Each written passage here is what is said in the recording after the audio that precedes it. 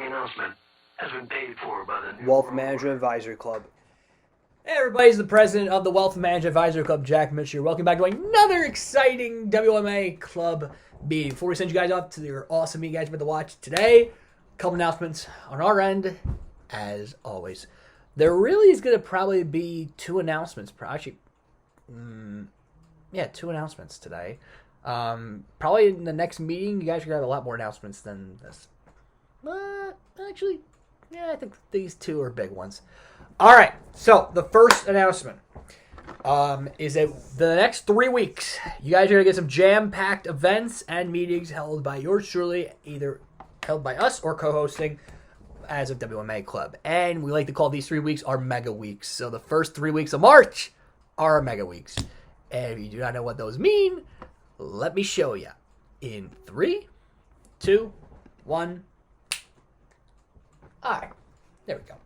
All right, so here is how the Mega Week 1 lineup is going to look. So tonight, obviously, you guys who were there are going to watch the WMA Club Mega Workshops hosted by yours truly, as it is going to be our longest meeting we have ever had in club history. And I am not lying when I say that. It is legit 2 hours of yours truly talking about estate planning, investment strategies, wealth transfer, and philanthropy. Yes, I did say philanthropy. It does play a factor in wealth management. You guys are going to learn about all those in tonight's meeting. Then Wednesday, we have the Spring 2023 Virtual Recruiting for the WMA Club. FDU Silberman and the FDU Career Center will be co-hosting. They'll be from 2:30 to 5:30 p.m. on Handshake. Then on Thursday, Northwestern Mutual will be coming in. They will be coming in from 4 to 5 p.m. It will be in the Mansion, Room 12, Dixon Hall, Room 1104. Zoom and our WMA Club socials as always, as we will be having Alyssa Sesh, Nicholas DiLorenzo, and FDU alumni who recently just graduated in May 2022.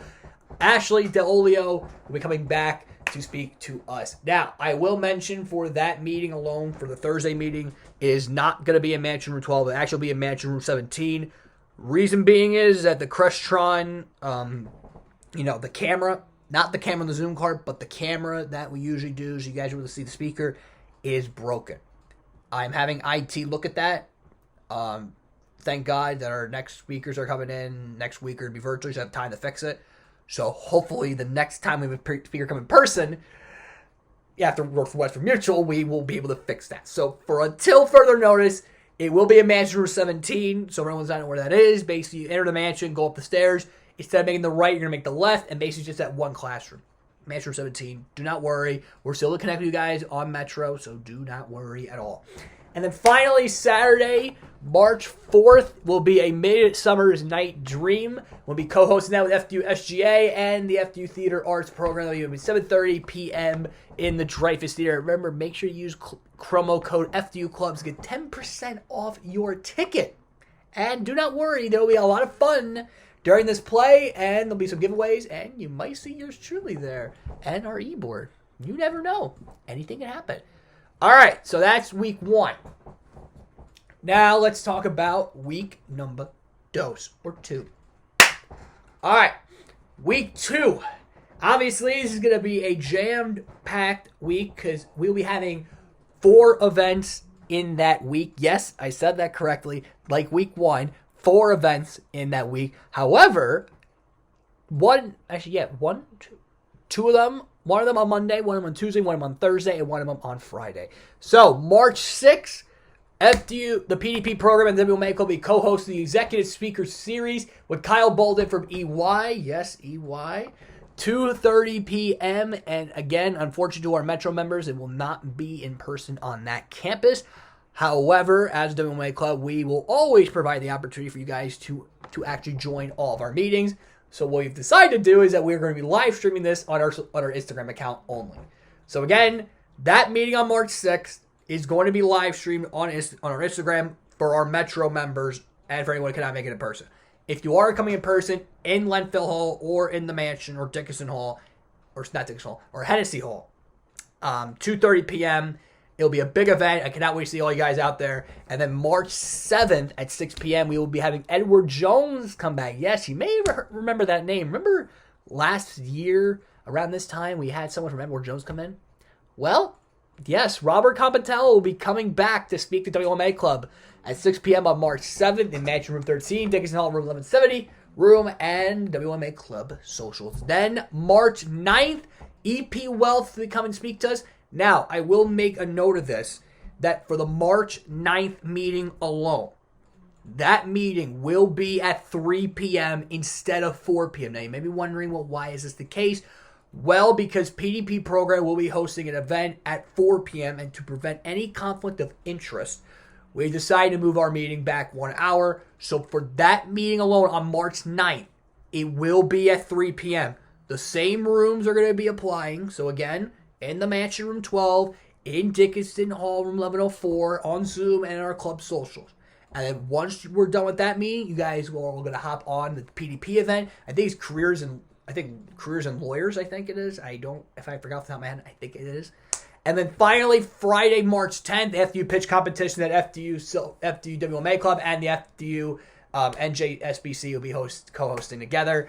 Again, yours truly will be competing in that competition, so I'm very excited to be competing in this year's FDU pitch 23 competition. And then, now this leads me to my second announcement.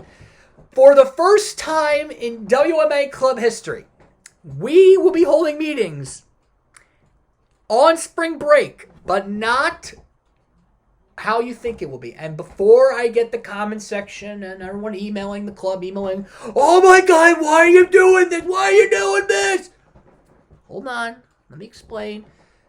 As all of you know already, if anyone does go to Fairleigh Dickinson University, if you do not go to FDU, you probably would not get this. But if you do, you understand.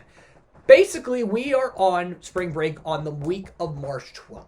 So obviously, we will not be having any in-person meetings. However, here at the club, we want to give you guys something to watch over break, because I know you guys have been missing us for a whole week. So we decided that starting on March 10th and ending on March 19th, every single day, we will be holding a workshop. And we like to call this our Spring Break Workshop Spectacular.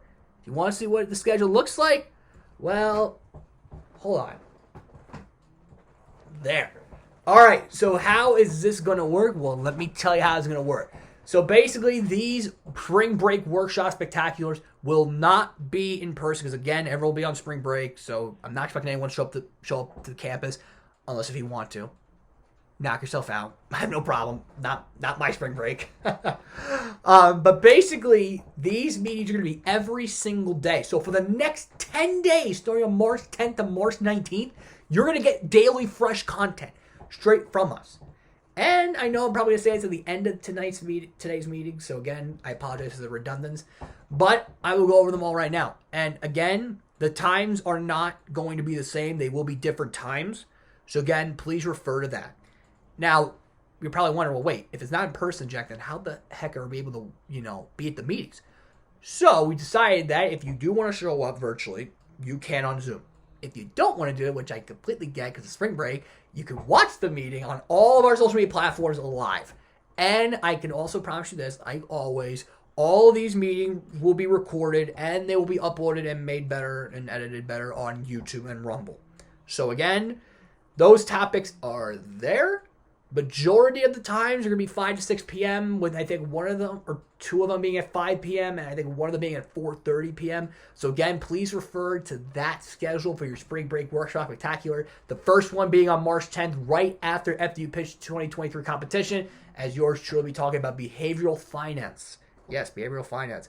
And by the way, we did include all the topics you guys actually wanted us to talk about in the WMA Club, and we thought, you know what? Why don't we just put them all in this and talk to you guys all about it? And believe me, we have taken all of your ideas. If anyone remember when I give you guys that sign-up sheet where I ask you guys what topics you like to hear? So basically, we're taking your advice and we're basically going to talk about all the topics you want to talk about. It'll be a fun week. Again, you can basically watch these meetings at home, at work, hopefully on your lunch break, obviously not when you're doing work, because again, that's not good. At your grandparents' house, on the beach, on the airplane, in the car, anywhere. So again, we were so excited to be announcing that, and there might be a summer semester schedule. There might be, so stay tuned for that. All right, now I got that out of the way. Finally, it is time to talk about today's sponsor. And yes, we're still doing our sponsors. We're still doing them. Today's sponsor is one of our great sponsors of the WMA Club, which is Current.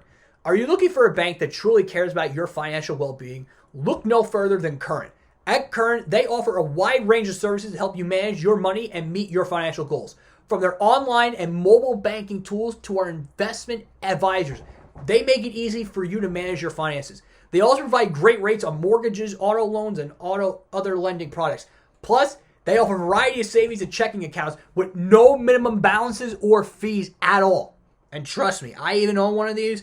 No fees at all. At Current, they're committed to helping you achieve your financial goals with their friendly customer service and competitive rates. They are the perfect partner for your financial future. So why wait? Go and download Current today and take control of your finances. So, if you click the link down below in our link tree, or if you go to our WMA Club website and go to our sponsors page, as always, and if you click the link, you will be able to open a Current account for free. Yes, I said that correctly, for free.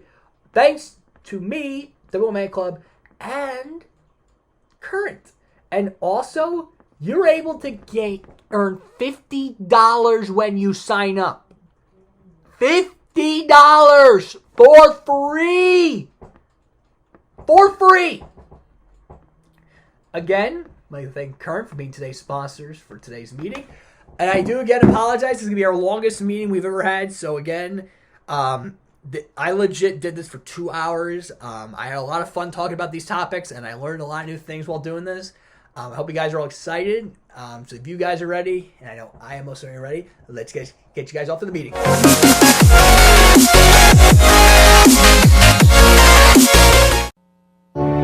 And now, our feature presentation.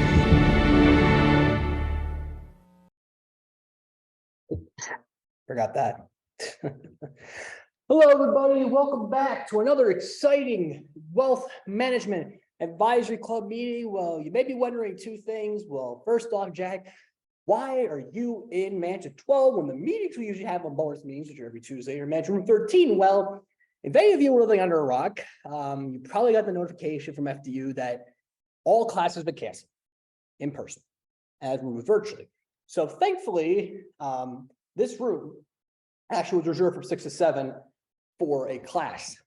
So for one night only, this meeting is going to be held in this room, Mansion Room 12. But again, this is not the permanent location for our bonus meetings. It is in Mansion Room 13, Dickinson Hall, room 1170. For all of you who are commuters who are watching this at home right now, or probably watching your tablet, your MacBook, hopefully you guys are staying safe during the winter snowstorm. For those of you who are here tonight in person, I thank you for all showing in person, even though with the 5 inches of snow we got tonight. I will say this, we are going to have a bunch of announcements tonight, and I think you guys will be very, very excited about it. So with that being said, tonight you guys are going to be in for a very, very special treat, because for the first time in WMA Club history, we will be putting on right now, showing you guys 5. That's right, not 1, not 2, not 3, but 5 workshops that yours truly have made up for all of you to watch. Now, you guys might wonder, wait, what are the topics, Jack? Well, I'm going to tell you what they are. Don't worry about it. They are estate planning, investment management, investment strategies, wealth transfer, and finally, philanthropy. Now, you may be wondering, well, wait, why does philanthropy even matter in wealth management? I'm going to get to that in a little bit. So, I will say this is going to be our longest meeting in the semester. Yes, this has been slated for 2 hours. So again, I hope you guys are not bored by me talking for 2 hours, but again, you guys are learning a lot of good stuff. So again, if you guys are ready, and I know I am most certainly ready, let's get this party started, baby. All right, let me get my slide deck up here. Oh, and as always, when we do a workshop, you guys are gonna get the slide decks the day after, which is obviously Wednesday on March 1st. You guys are gonna get all these slide decks for you guys to keep. Do whatever you want with them. I don't care what you guys do with them, but hopefully you use them to good use in the more proper legal way. All righty, here we go. Shut up, Siri. These annoying Apple Watches. All righty, let me get this going. Alrighty, let me make sure I got this here. Okay. You know what?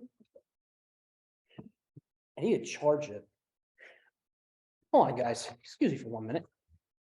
We have a change in technical difficulties over here. Yeah, we're actually moving back over to Ranch and Route 13 because, again, they have an outlet that I'm actually able to reach.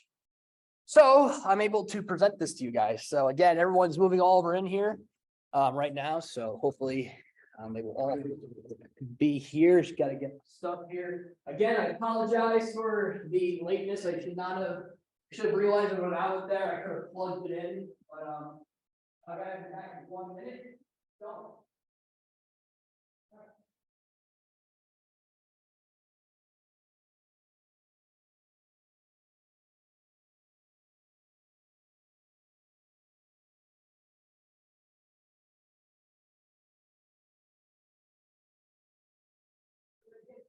One player, boys, we're gonna get through this tonight. All right, apologize, I have that set up there.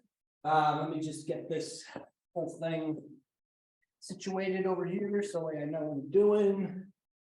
All right, sorry about that. Okay, so here we go. And sure, I have a charger. Sorry, guys. Last thing, and I promise we're gonna get to all the excitement and fun you guys are about to learn today about estate planning and, wealth transfer and even philanthropy. Instead of me just standing, let me just do sitting down one. Again, I apologize for all the movements. Because I thought we were not going to be coming in person to do this today, but apparently I found out late notice that we are. So, again, I apologize. All right. So now that I'm here, and that you guys are seeing me, let's officially get this party started. Again, I apologize. All righty, so first workshop of the night is going to be estate planning, protecting your legacy. Yes, made by yours truly, WMA Club President. All right, enough about me. Let's talk about estate planning. Oh, wait, and actually it was a cute little video I think we had over here. See, make it interactive, guys. We're not making it boring. You guys are just reading off of slides and everything. Do not worry, I made it entertaining. Do not worry. All righty, so today's agenda for the first workshop for the night, we're going to talk about what is estate planning, the estate planning documents. We're going to talk about the will, trust, the power of attorney, the advanced healthcare directive, estate taxes, the beneficiary designations, and then we're talking about probate. And if I'm going to wrap this workshop up to the conclusion. So let us begin by talking about what is estate planning. So, in a nutshell, estate planning is the process of arranging for the management and distribution of an individual's assets after their death. It involves creating a plan to ensure that one's assets are distributed according to the wishes and that their loved ones are taken care of. And again, I apologize that I literally have to, oh my God, oh my gosh. I'm sorry, to not be looking at that, I should be focusing on this. Okay, all right, so there are 5 goals to estate planning. I'm gonna talk about a little bit about each of them. So one of them being is that you're ensuring that one's assets are distributed according to their wishes. 2, to minimize taxes and other costs associated with the transfer of assets. 3, providing for loved ones who may be unable to manage their inheritances. 4, to ensuring that there is a plan in the event of incapacity or disability. And then finally, avoiding family disputes and ensuring that relationships are preserved. So I'm wondering, well, wait, why should we even care about estate planning when we're so young? And yes, I know most of you guys probably sitting here tonight, you're like, why should I even care about estate planning? Why should I even care about it? Well, let me explain. Without a proper estate planning, an individual's assets may be distributed according to state law rather than their wishes. This could result in family disputes and relationships being destroyed. In addition to that, the costs associated with the transfer of assets can be significant, and a proper estate plan can help minimize these costs. Furthermore, estate planning can provide peace of mind knowing that one's loved ones will be taken care of and that there's a plan in place in the event of incapacity or disability, or in the event that we all do not want this to happen to any of our loved ones or they go up to heaven. We don't want that to happen. So please, let's not try to think bad here, try to think positive here, because positivity is key to success here, everybody. And an overall estate planning is a critical aspect of financial planning. It should be a part of everyone's overall financial strategy. So let's now talk about the types of documents you're going to need for estate planning. And like I said in the intro, there are 4 main types of documents. There's the will, there's the trust, there's the power of attorney, and there's the advanced healthcare directive. The first one we're going to talk about is the will. And no, I'm not just talking about, the word will. I'm not talking about a person named Will. We're talking about a will.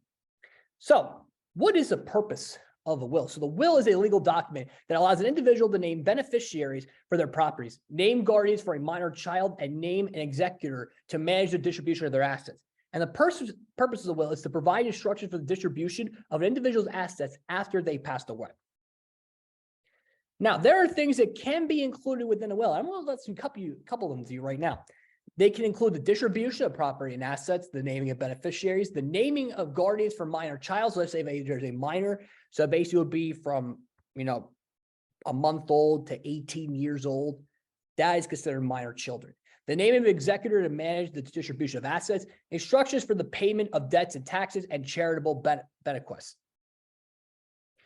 Now, like I said earlier, there are 4 types of estate planning documents. But did you also know there's actually 4 types of wills? Yes, there actually are 4. I'm going to talk about a little bit about them right now. We have simple will, which is a basic will that outlines the distribution of an asset and names an executor. A pour-over will or a testamentary trust will is a will that includes a trust to manage assets for the minor children or beneficiary of special needs. The pour-over will, basically the will that transfers assets to a trust upon the individual's death. And the joint will, basically, which is a shared between the spouses and outlines distribution of assets after their death of both spouses. And also finally, a holographic will, which is a handwritten will that is not witnesses by any other third parties. So there is something to keep in mind when talking about a will, and that is to update it. It is important to update your will periodically to reflect changes in your circumstances, such as, for example, the birth of a child, the change of marital status, if you're divorced, you just got engaged, or the acquisition of new assets. Failure to update your will can result in your assets being distributed in a manner that does not reflect your wishes. Regularly reviewing and updating your will ensures that it accurately reflects your current circumstances and desires. So now let's talk about trust. Now I'm not talking about a, handshake trust, like, oh, I trusted you to do this, Jack. No, we're talking about a trust. So the purpose of a trust. So what is it? Basically, a trust is created when a grantor transfers assets to a trustee to manage for the benefit of one or more beneficiaries. And the purpose of it is to provide a legal mechanism for managing and distributing those assets. Now, there are, like the will, 4 types of trust, which are revocable trust, irrevocable trust, testamentary trust, and living trust. And I'm not going to really touch on all these because, again, I forgot to mention in the beginning.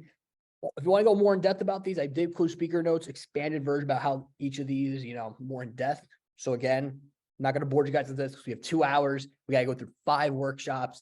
So again, it's our mega workshop, a thon. I don't know what we're going to call it, but this is what it is. So let's now talk about the benefits of a trust.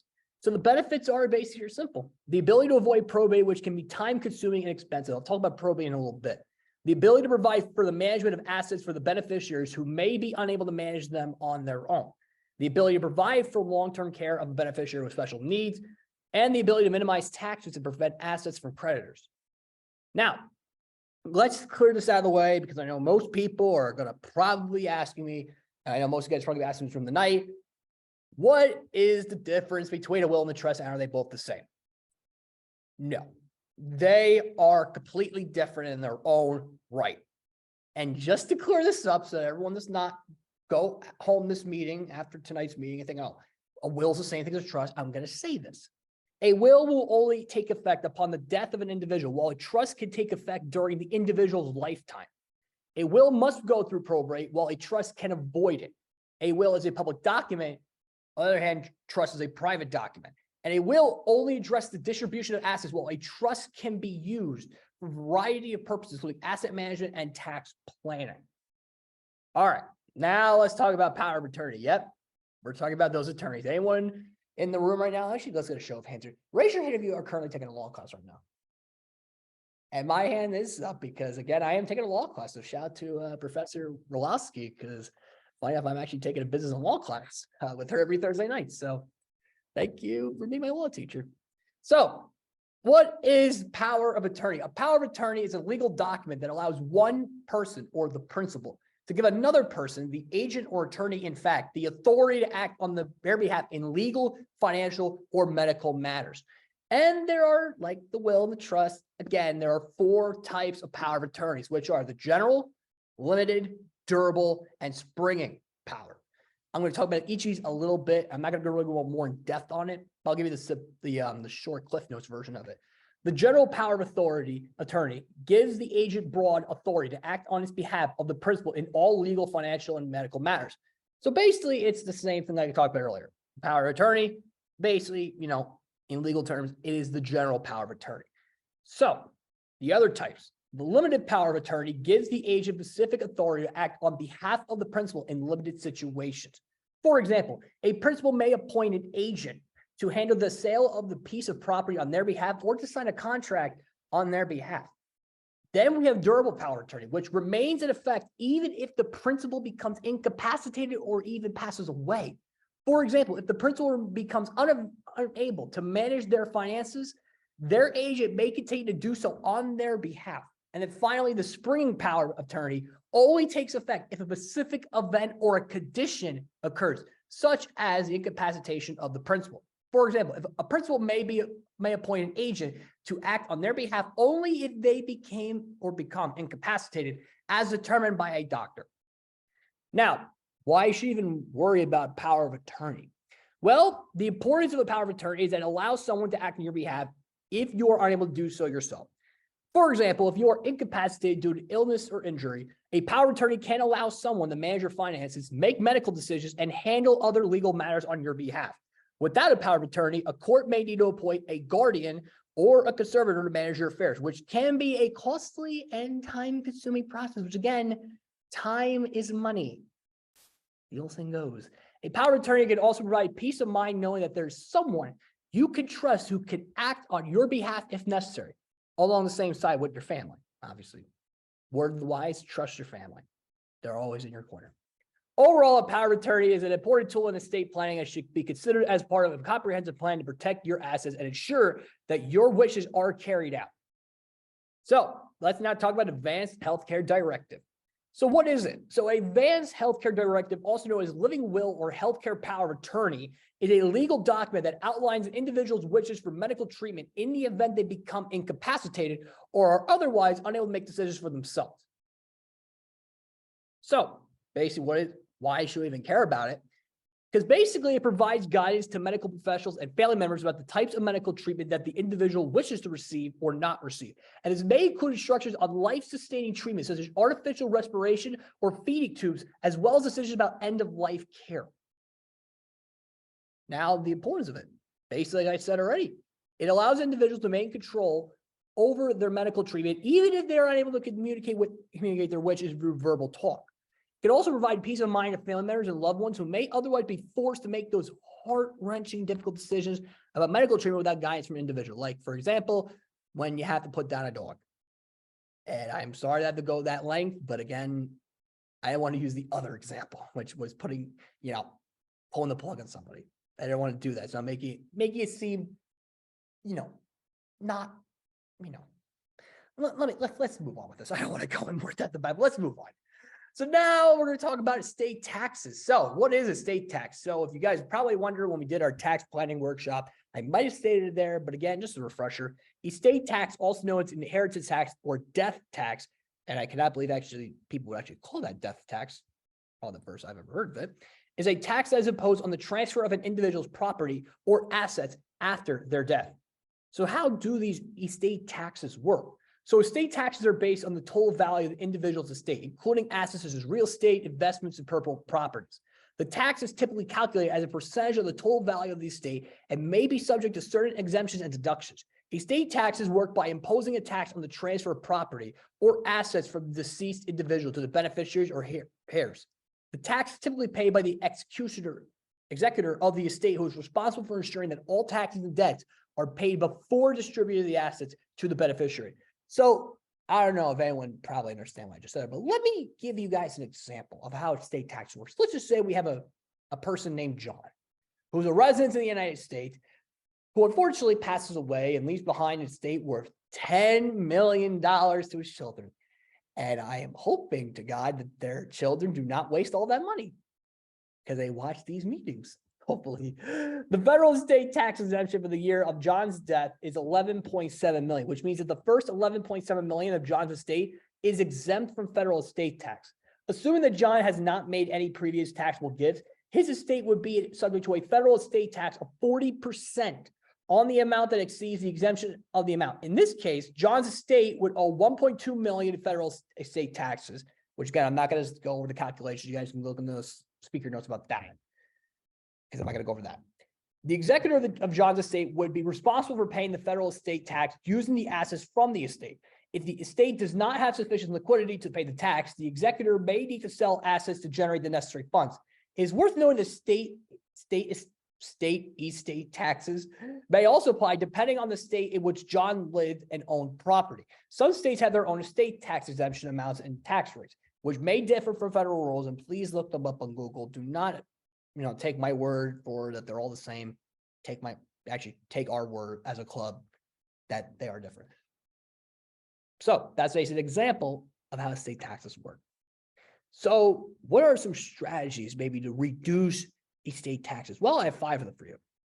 Basically, you want to do is some of the following: gifting assets during one's lifetime to reduce the size of the estate, establishing a trust to hold and manage assets which may be subject to different tax rules than the estate, taking advantage of tax exemptions and deductions such as the unified estate and gift tax exemption, which allows individuals to transfer a certain amount of assets tax-free during their lifetime or after death, purchase life insurance policies to provide liquidity to pay estate taxes, and utilizing charitable trusts or donations to reduce the size of the estate and receive tax benefits. So now we're going to talk about beneficiary designations. I know I probably stated this already in the past, with probably maybe my tax planning presentation, and you guys are probably going to hear this a lot tonight because, again, I think on 1 or 2 of the workshops we have tonight, I'm probably going to mention this a lot. So again, if I do state something again, I apologize, but this is basically what we got. So the process of naming, what are beneficiary designations? I'm sorry. So basically they are the process of naming individuals or entities to receive assets or benefits from a financial account or insurance policy upon the account holder's death. And like I said already, with the will and the trust, there are 5 types of beneficiary designations. There's the primary, contingent, revocable, irrevocable, and multiple beneficiaries. I'm only going to talk about probably all of them, but again, I will go over a little bit of examples of them if I need to. So the primary beneficiary is basically the individual or entity who receives the assets, or will receive the assets, or benefits upon the account holder's death. For example, John Smith names his wife, Jane Smith, as the primary beneficiary of his life insurance policy. This means that if John were to pass away at some point, Jane would receive the death benefit from the policy. Then we have contingent beneficiary, which is named as a backup or an alternative to the primary beneficiary. So let's just say the primary beneficiary dies, and that means the contingent is up next in line, if you think about it like that. And we're seeing the assets or benefits of the primary beneficiary predecesses the account holder. So for example, in the same example, like I said earlier, John Smith also names his children as the contingent beneficiaries of his life insurance policy. This means that if Jane were to predecease John, or pass away at the same time as him, which again, that is very rare for that to happen, the children would receive the death benefit from the policy. Then we have revocable beneficiary, which basically can be changed or revoked by the account holder at any point in time. So, as an example, Sarah Johnson names her sister Maria Johnson as the beneficiary of her IRA account.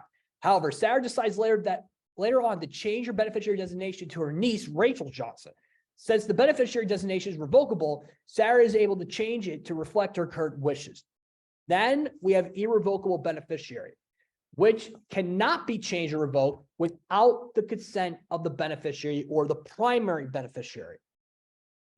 So, in contrast to the previous example I stated earlier, If Sarah Johnson had to name Maria as the beneficiary of a trust account with an irrevocable beneficiary designation, she would not be able to change the designation without Maria's consent. And then finally, multiple beneficiaries, which, again, I don't know why okay, there we go. An account holder may name multiple beneficiaries to receive a portion of the assets or the benefits and may specify the percentage or amount that each beneficiary should receive. As an example, Tom Brown has 2 children, Alice and Bob. He designates Alice to receive 60% of the retirement account and Bob to receive the remaining 40%. This means that upon Tom's death, Alice and Bob will receive the designated percentages of the retirement account. All right, now let's talk about why is it important to update it. It is important to regularly review and update beneficiary designations, like I talked about already with wills, to ensure that they are accurately reflect the account holder's wishes and to current circumstances. Failure to update beneficiary designations can result in unintended consequences, such as assets being distributed to a spouse or a deceased individual. And updating these is particularly important during the major life events, for example, such as getting married, getting divorced, which you never want that to happen to anybody, the birth or adoption of a child, or the death of a beneficiary. It is also important to review the beneficiary's designations in conjunction with estate planning. So again, these things do come together in a way to ensure that the assets are distributed in a coordinated and efficient manner. And overall, beneficiary designations can play an important role in estate planning and asset distribution, and it is important to understand the different types of designations and the importance of keeping them up to date all the time. So now let's talk about probate. Yep, that thing I was talking about earlier in the presentation. We're going to talk about that. So what is a probate? So probate is the legal process that takes place after a person passes away to transfer their assets to the beneficiaries or to his heirs. This process typically involves the court system, and it ensures that the deceased person's debts are paid and their property is distributed according to the will or the state law. And well, now that I talked to you about it, you're probably not wondering, well, wait, how does the probate even work? Well, the probate process varies depending on the state in which the deceased person lives, but it generally involves the following steps: filing a petition, notice to the heirs or creditors, inventory and appraisal, payment of debts and taxes, and distribution of assets. So basically, when you're filing a petition, the executor named in the deceased person will or interested party will file a petition with the court to open probate. Then the notice of probate proceedings is sent to all the heirs and creditors of the deceased person, giving them an opportunity to make a claim against the estate. Then you have inventory and appraisal, which basically requires the executor to provide an inventory of the deceased person's assets, which may need to be appraised to determine their value.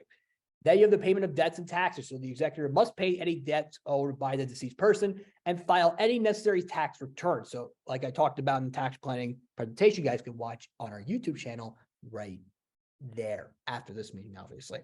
And then finally, you have distribution of assets. So once all the debts and taxes have been paid, the remaining assets are distributed to the beneficiaries named in the will or according to the state law. And again, we all do not want to deal with probates. So how do we avoid them? Well, probates can be a time-consuming and expensive process. And when I mean expensive, I mean like expensive process. So many people try to avoid it. I believe we are all trying to avoid it. And there are some common ways to do so. Like, for example, establishing a living trust, joint ownership, naming beneficiaries, small estate procedures. Again, we'll state 3 of them because I already talked about naming beneficiaries already. Not to board you guys out.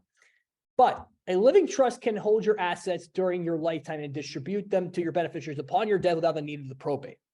With a joint ownership, jointly owned assets such as bank accounts or real estate automatically passes to the surviving owner upon the other owner's death. And then small estate procedures. Some states have simplified probate procedures for small estates, which may allow for a quicker and less expensive process. So, in summary of our estate planning workshop, estate planning involves creating a set of legal documents that help you ensure that your assets are distributed according to your wishes and that your family is taken care of after your passing. The most common estate planning documents, like I talked about already, the last will, the testament, the trust, power of attorney, advanced healthcare directive, and the beneficiary's designation. In conclusion of all this, estate planning is an important process that can help you protect your family and ensure that your assets are distributed according to your wishes. It can also help minimize taxes, avoid probate, and provide for your loved ones in the event of your incapacity. Creating an estate plan can seem overwhelming, but it can. like taxes, like planning taxes. Believe me, it's a lot. But it is very, very important step in securing your family's future. Whether you have a lot of assets or you just have a couple few, having a estate plan in place can help ensure that your wishes are carried out and your loved ones are taken care of after your passing. If you haven't created an estate plan yet, we encourage you to take action today. And basically, not at this very single moment when you have a family, yes, then do it. Start by doing some research, talking to an estate planning attorney. Remember, creating an estate plan is a proactive step that can provide you the peace of mind and security for you and your loved ones. All righty, so that's 1 out of the 5 we have here tonight. So let me get out of this and let's switch on to the next one, which is investment planning. All righty. So the next two workshops that we're going to be doing right now basically are going to be coincide with each other. But again, I'm going to talk about them both separately because again, they do have some big things to, oh, I'm sorry, because I got rid of my, screen share there. Okay, so sorry about that. So basically the next two, we're going to talk about investment planning and investment strategies. Even though they're both the same concepts in some way or form, I basically want to talk about them more separately because they do have a lot of impact with wealth management. So if I can get my handy dandy slide deck on my iPad so I know what I'm saying. All righty, and here we go. All right, and here we go. All right, so in this, our second workshop, which is investment planning, we're going to talk about what is investment planning and why is it important. The types of investments, which again, I probably might have said this already during our tax planning workshop. So again, if I do repeat myself, I apologize.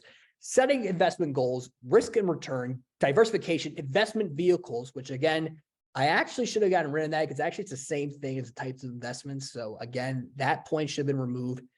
But I will talk then a little bit about investment strategy. I'm not going to go into a whole lot about that, but I'm only going to talk about a snippet of it before we get to the main one, which is the investment strategy workshop you guys are going to see in a little bit.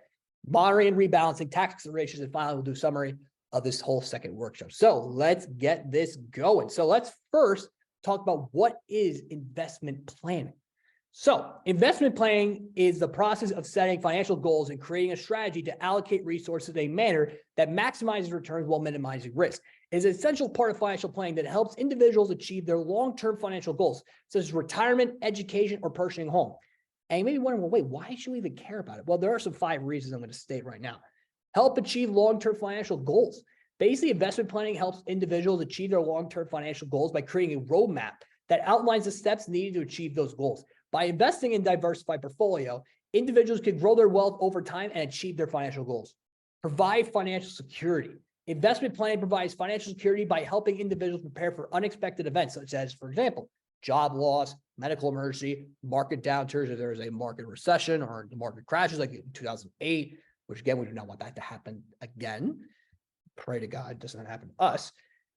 By having a well-diversified portfolio, individuals can minimize losses and reduce their exposure to the risk. Help beat inflation, which I know we've been dealing with a lot of inflation in the past couple of years with the whole war with Ukraine and Russia and all that other stuff. And my notes want to work with me today. Sorry.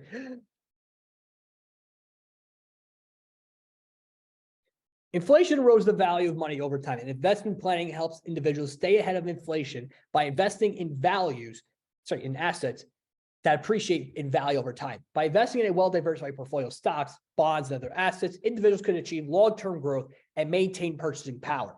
It can also help minimize taxes, which again, we all hate those taxes. Believe me, I hate them too, even though I'm taking a tax class right now, which again, I love taxes. Investment planning helps minimize taxes by investing in tax-efficient assets and using tax-advantage accounts such as 401ks, IRAs, and Roth IRAs, which again, I did talk about that in our tax planning workshop. You guys can watch that after this meeting. Again, another plug to go to that meeting, hosted by yours truly. By working with a financial advisor, individuals can develop a tax-efficient investment strategy that helps reduce taxes and maximizes returns. And finally, it can actually provide you the peace of mind. I know I'm probably going to be saying this a lot tonight, but again, it will provide you peace of mind. Investment planning can provide peace of mind by helping individuals achieve their financial goals and prepare them for the future. By having a well-diversified portfolio, individuals can reduce the stress and anxiety associated with the market volatility and financial uncertainty. So now let's talk about the types of investments. So for anyone who probably does not know about any of these investments, we're about to show a couple seconds, which are right here. You want to hear about all of these, you can listen to this. But if you really want to see them play out in live time, go to the Student Managed Investment Fund Club every Tuesday, 4 to 5 p.m. in Dickinson Hall in the Metro Campus and the Bonnier Center on the former campus of both the Bloomberg Labs. Okay, I was able to get that, able to tie that in together. So good. All right, so there are 6 types of investments. So I'm not really going to go heavily in depth on them, but I'm just going to give you a snippet of them. So stocks, which represents ownership in a company. Bonds, which are loans made to companies or governments. Mutual funds, which pulls money from many investors to buy a diversified portfolio of stock and or bonds. ETFs, exchange traded funds, similar to mutual funds, but trade like invest stocks or on an exchange. Exchange. Real estate can include direct ownership of a property or investments in real estate related companies or funds. Commodities include physical goods like gold and oil and agricultural products. And finally, cryptocurrencies, digital currencies that use encryption techniques for securities. For example, Dogecoin, Bitcoin, Ethereum, as examples. I know most of us here tonight, I know we're mostly, in crypto. And believe me, I am invested in crypto, but I only do it because I do the free learn ones because I'm not putting any of my money in that. Absolutely not. But here are some key characteristics of each investment type and their benefits. So stocks, it has potentials for high returns, but also high risk at the same time. And its benefits include potential for long-term growth and dividend income. Bonds, they generally have lower risk than stocks, but also have lower potential returns. And it does include stable income and diversification as their benefits. The mutual funds, lower risk than buying individual stocks or bonds, but like bonds, also have lower potential returns. It does include diversification, professional management, and ease of investing when benefits of actually doing a mutual fund. For ETFs, there are lower fees and there are greater flexibility than mutual funds. The benefits include diversification, low cost, and ease of trading. Real estate, which gives you the potential for steady income and long-term appreciation. And the benefits include diversification, inflation protection, and potential tax advantages. Commodities can provide diversification protection against inflation, and the benefits include high potential for high returns and a hedge against the market volatility. Finally, cryptocurrency, highly speculative and volatile with potential for high returns or significant losses. For example, when Bitcoin went down to probably 20 grand. Yeah, if anyone remember that. Yeah, really bad. Benefits include potential for high returns and decentralized, unregulated nature. All right, let's talk about now setting investment goals. See, we're trying to make it interactive for you guys here. See, look, see the target? That's your goal. You want to hit the target, hit your goal. I know it's a long night, but come on, you guys can be. See, thank you. Okay, so the importance of setting investment goals. So basically, it provides you a clear direction, which setting an investment goals can help you provide a clear direction of where you want to be in the future financially. It also helps you prioritize.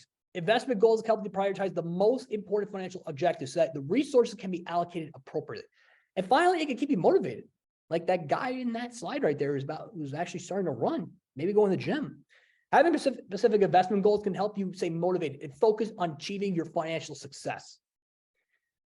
And we're not going to talk about how can you set up your investment goals. Well, I'm not going to really go heavily in depth because again, you guys look at the slide deck, look at the speaker notes for that, but I will go over point blank how you have to do it. The first, identify your financial goals, set specific targets, determine your risk tolerance, create a plan, and then monitor your progress. So for those of you who probably do not know what an investment goal is, let me give you a couple examples. Saving for retirement, saving for a down payment on a house, paying off debt, and or building an emergency fund. If you want to see about these more in depth, speaker notes on slide 11 on this workshop. All right, let's talk about risk and return. I know we have a couple of finance majors in the building here tonight. I don't know. Raise your hand if you are freshman or sophomore. Oh, wow. Okay, yeah, we have a lot of freshmen here. Okay, so I guess this is the first time you're probably going to be learning about this. So this is going to be fun. Here we go. So what is risk and return? So risk and return are two important concepts that closely relate in the world of investing. Return refers to the amount of money earned on an investment, while risk refers to the chance of the investment will be not performing as expected, leading to a loss of capital. In general, investments with higher potential returns also come with higher levels of risk. So basically, it's a direct relationship. If you have a high return, the stock will have a high risk. Vice versa. Low return, low risk. For example, stocks typically have higher returns than bonds, but they are also more volatile and carry a higher risk of loss. And like I stated in our other workshop, our estate planning, yes, there are different types of risks associated with investments. And again, I am not going to talk about all of these because I think I've already talked to you guys about them in investment and risk management workshop. You guys can watch that on our YouTube channel. So I'm not going to talk about these again, but if you guys want to hear the whole in-depth story about each of these, go to that video after this. So market risk, credit risk, liquidity risk, currency risk, and inflation risk. I probably only going to talk about one of them because I know I did a statement on the one I did last Thursday, and that'll be currency risk. Currency risk is the risk that changes in exchange rates will negatively impact the value of an investment denominated in a foreign currency. Okay, so again, if you want to hear the rest of these, go to the investment and risk management workshop that I did last Thursday to hear the whole story about all of these. So why is it important about considering risk and return when making investment decisions? Well, when making investment decisions, it is important to consider both the potential return and the associated risk at the same time. Generally, investors are willing to take on more risk in exchange for higher potential returns, but it's important to strike a balance that aligns with your financial goals and your risk tolerance. Failing to consider risk can lead to significant losses, while focusing only on potential returns can lead to taking on too much risk and experiencing significant volatility. By considering both risk and return, investors can make informed decisions that are aligned with their financial objectives and their risk tolerance, like I just stated earlier over there.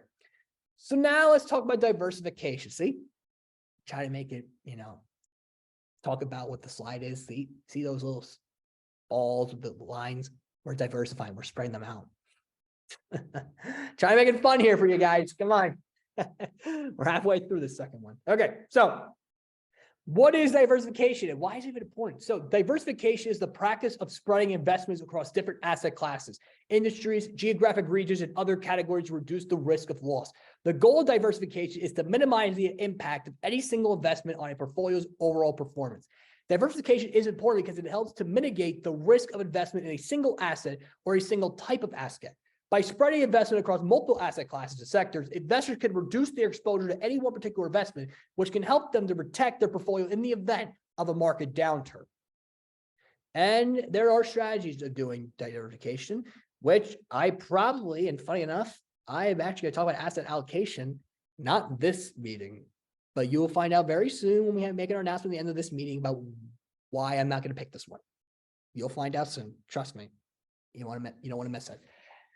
So we have asset allocation, sector allocation, geographic diversification, and time diversification. So sector allocation, this involves investing in different sectors of the economy, such as technology, healthcare, and energy, like maybe investing in Rumble. If anyone in my audience, if anyone here tonight knows what I'm talking about, pat yourself in the back. Pat yourself in the back for that one. Geographic diversification. This involves investing in different countries or regions, which can help to reduce the impact of any one particular market or economy. And then time diversification. This involves investing over a long period of time, which can help to reduce the impact of short-term market fluctuations.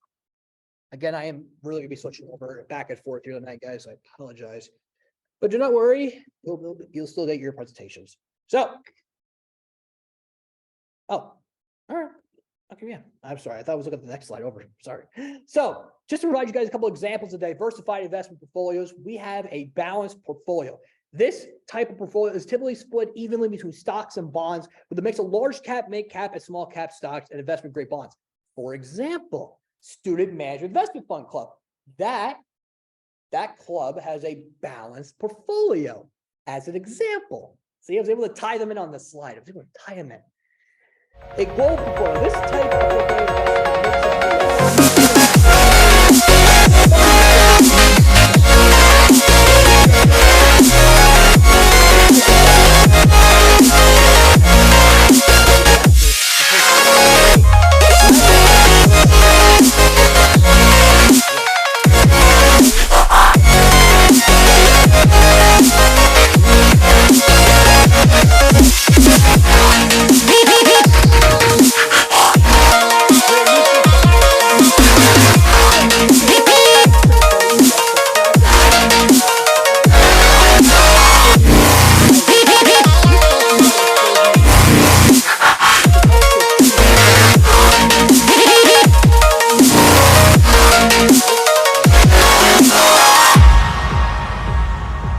now let's talk about investment strategies. So I'm only going to talk about the snippet of it. I'm not going to go in depth about it because again, now is going to be our next workshop we're going to go to in just a little bit.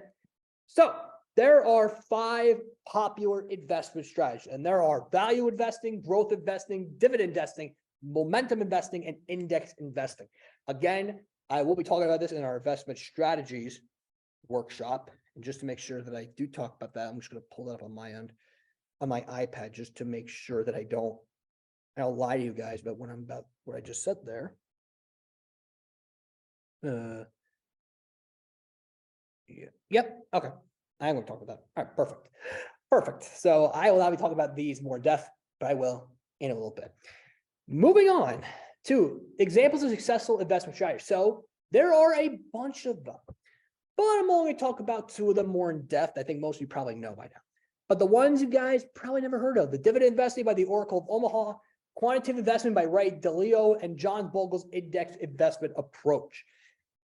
So let's talk about the 2 that I think most people should probably know. And honestly, I think you should really know all these, but I'll talk about 2 of these. Peter Lynch's growth investment approach. Peter Lynch was a successful investor and portfolio manager who also focused on finding companies with strong earnings growth and promising future prospects. And yes, I know most people on the street right now probably know who this guy is. They want to know who this guy is. I think you guys should all know who this fella is. Yes, that is Warren Buffett. Yes, Warren Buffett. He's one of the most successful investors of all time. Like, for example, you know, LeBron James and Michael Jordan, they're the GOATs of basketball. Well, if investing had a GOAT, Warren Buffett would be the GOAT. And that's just taking it from me, obviously. And his investment approach is based on finding undervalued companies with strong fundamentals. So now let's talk about monitoring and rebalancing. Because again, in life, you're going to have to rebalance your portfolio, and it's not always going to be all sunshines and rainbows. Sometimes it's going to be gloomy and rain coming down, and you're gonna hate it. So the importance of monitoring investment portfolio. Monitoring an investment portfolio is important because it allows investors to track their progress towards their investment goals and make adjustments as needed. Regular monitoring can help investors identify when changes in the market or in their personal circumstances requires them to adjust their investment strategy. And then what is rebalancing, and why is it even important? So now I talked about monitoring, let's talk about rebalancing, which I think probably just by looking at this, if you guys already know what rebalancing is, basically you have to rebalance a total. The academic, basically, most people will tell you that back when you're in grade school. But in finance and in wealth management, this is basically what rebalancing is. Rebalancing is the process of adjusting the allocation of assets in an investment portfolio to maintain the desired level of risk and return. Rebalancing is important because over time, the performance of different asset classes can vary, which can cause the portfolio to become overweighted or underweighted in certain assets. So for example, if stocks have performed well over a period of time, the portfolio may become overweighted. For example, like a student managed investment fund club, if a stock takes over 20% of a portfolio, we have to rebalance it. As an example, a live example, obviously, which can increase the portfolio's risk level. Rebalancing involves selling some of the stock and reinvesting the proceeds in other asset classes, such as bonds or cash, to bring the portfolio back to its original asset allocation. All right. How often now, you're probably not asking, how often do you even rebalance the portfolio? Well, the frequency of portfolio rebalancing depends on the investor's investment goals, individual goals, and risk tolerance. Some investors may prefer to rebalance their portfolios annually, while others prefer to do it quarterly or even monthly. As a general rule of thumb, it's a good idea to rebalance when the asset allocation portfolio deviates significantly from its target allocation. For example, if a target allocation is 6% stocks, 40% bonds, and the actual allocation is 70% stocks and 30% bonds, which again, if you see the difference there, 10% increase in the stocks, 10% decrease on the bonds, it may be time to rebalance. It is important to note that frequent rebalancing can result in higher transaction costs or taxes. So investors should consider their individual circumstances before deciding a rebalancing frequency. Additionally, rebalancing should not be done just for the sake of rebalancing, but rather should be done with the purpose of maintaining the desired risk and return profile of their portfolio. All right, now let's talk about tax consideration. Yes, I know most of you guys are trying to get away from taxes. I know, I'm trying to get away from that as well. But again, we have to talk about it. So let's pull this off like ripping off a Band-Aid. Let's talk about it. So the tax implications of investments. So investments can have different tax implications depending on the type of investment and how it's held. Some investments generate taxable income, such as interest income from bonds or dividends from stocks, while others generate capital gains or losses when they're sold. Tax implications can also vary depending on whether the investment is held in a tax advantage account, such as IRA, or 401k, or a tax brokerage account. And there are strategies to minimize this, which are tax efficient investments, tax advantage accounts, tax loss harvesting. Yes, I said that right. Tax loss harvesting. You actually can harvest your taxes. I'm trying to be funny here, guys. Asset location, holding period, and avoid unnecessary trading, which, again, I will probably talk about these right now. So tax efficient investments, investing in tax efficient investments such as municipal bonds or index funds can help to minimize taxes on investment incomes. Tax advantage accounts, holding investments in tax advantage accounts such as IRAs or 401ks can help to defer or avoid taxes on investment income and capital gains. With tax loss harvesting, and yes, this is probably the first time I ever even seen this or even heard of it tonight, but selling investments that have experienced losses can help to offset gains from other investments and reduce the overall tax liability. This strategy involves selling investments that have lost value and using the losses to offset the gains in other investments. Then we have asset location. Placing different types of investment in different types of accounts can help minimize taxes. For example, holding stocks in a taxable account and bonds in a tax advantage account can help to reduce taxes on investment income. And then finally, second to last, holding period. Holding investments for at least 1 year can qualify them for a long-term capital gains tax treatment, which has a lower tax rate than the short-term capital gains. And then finally, avoiding unnecessary trading. Frequent trading can generate higher transaction costs and taxes. So investors should avoid unnecessary trading and focus on the long-term investing. Like at SMEET, we are investing for the long term. Funny enough, I actually able to tie in SMEET to this presentation probably like 5 times. So what are the chances of that happening? All right. So in conclusion, let me talk to you guys about the key takeaways that basically I just talked about in the second workshop. So investment planning involves setting goals and understanding risk and return, diversifying investments, choosing a suitable investment strategy, monitoring the portfolio, and minimizing taxes for investments. There are different types of investments, have different characteristics and benefits, and it's important to choose investments that align with your goals and risk tolerance. Diversification helps to minimize risk by spreading investments across different asset classes. Rebalancing helps to maintain the desired asset allocation and risk level portfolio. And the tax implications could vary depending on the type of investment and the account holding the investment. And there are strategies to minimize the taxes on these investments. And yes, I should encourage you all to start doing investment planning right now. Even by going to SMEET, you can even learn how to start investment planning. If you don't want to do it with your own money, you want to do it with the school's money, which again, kudos to you. But if you really want to do it on your own, here's basically some motivation give you guys. Which are that investment planning can seem overwhelming at first, but after listening to this workshop tonight, taking small steps towards understanding your goal and risk tolerance can go a huge way. By starting early, which right here, right now, while you guys are in college, and being consistent, you can build a solid investment portfolio that helps you achieve your financial goals over time. And don't hesitate to seek help from a financial advisor or online resources guide you through your investment planning process, or go to Markets Update every Tuesday from 3 to 4 p.m. with FDU alumni Rich Brenner and John Budish in the Bloomberg Labs. Remember, every investment decision you make can bring you closer to achieving financial security and independence. All right, 2 down, 3 to go, guys. We probably at the halfway point here. I'm not going to say halfway point, but I will say that the halfway point of our meeting tonight, and it's 6:56, and we slated for 2 hours. And I saved the longest one for last. And I guess you guys are probably going to know what that one is. So I'm not going to reveal what it is, but you guys will find out in just a little while. So after we talked about investment planning, let's now talk about investment strategies. I know I mentioned it a little bit during the investment planning workshop I just went through already, but now I'm going to go in depth about each type of investment strategies and how you can use them. All right, let me do a little intermission here. Okay. All righty. Investment strategies workshop, our third workshop out of 5 tonight. Here we go. So the agenda, we're going to talk about defining the investment strategies, and we're going to talk about every single type of investment strategies. So all the ones I stated on our investment planning workshop, you're going to hear about them all in depth now. And again, believe me, I know you guys have been waiting like probably 10, 15 minutes to hear about it. And I get so excited about it. So let's kick this off by defining investment strategies. So what are investment strategies? Investment strategies refer to a set of rules, behaviors, or procedures that investors use to make informed decisions regarding the management of their assets or portfolio.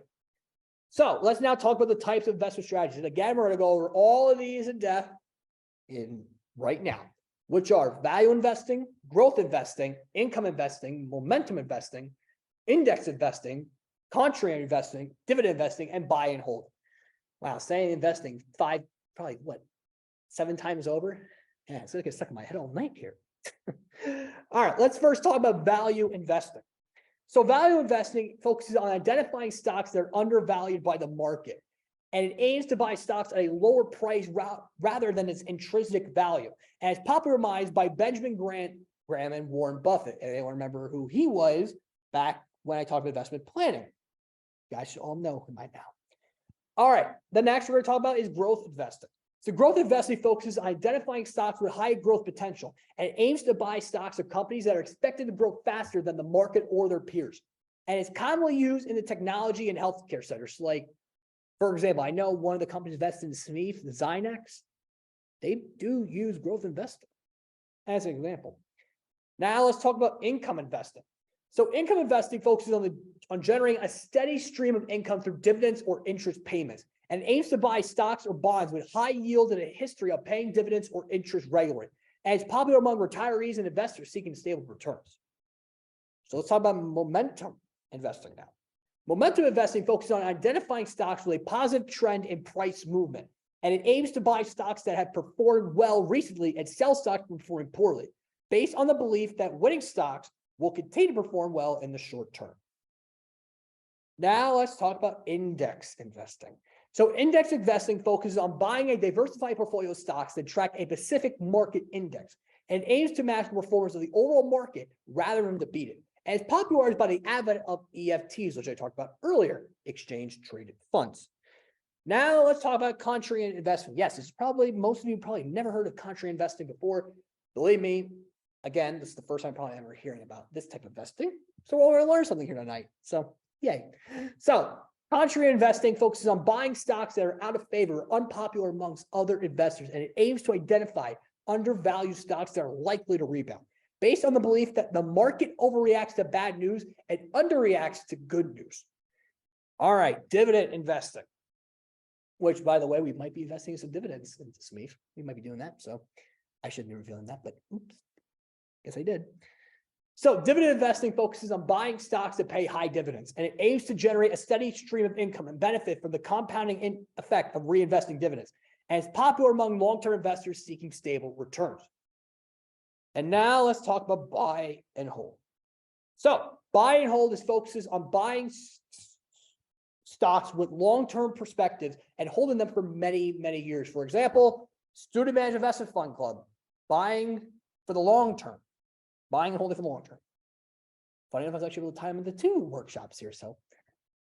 It aims to benefit from the compounding effect of long-term growth, and based on the belief that the stock market will eventually recover from any short-term downturns.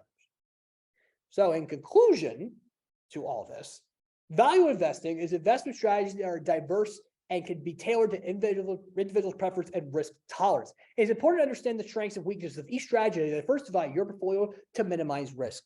So that was a quick one, because again, we are now officially at the halfway point here of our mega workshop-a-thon. We're going to call it that, I guess. How is everyone loving it tonight? All right, yeah, you guys are all banging the tables. It means you guys are doing great. All right, we got 2 more left in the tank, and then we're going to call it a night. So the next one, the second to last one we're going to talk about tonight is wealth transfer. Now, I know most of you guys are probably staring at me right now and saying, what the heck is Jack talking about by wealth transfer? Believe me, I never even thought it was actually related to wealth management until today. So again, you guys are going to hear about wealth transfer now. If I could pull up the slide deck on my end, and is this okay? All right, not that bad. Okay, so let me get this going here. Okay. Ah, there we go. Wealth transfer. Okay, so in this workshop, we're going to talk about what is wealth transfer, importance of the wealth transfer, and the types of wealth transfer. So there's two of them: intergenerational, interpersonal. I'll talk about them more in depth when we get to them. The methods of wealth transfer, the challenges of them, planning for wealth transfer, and again, we'll talk about the conclusion of all this in summary.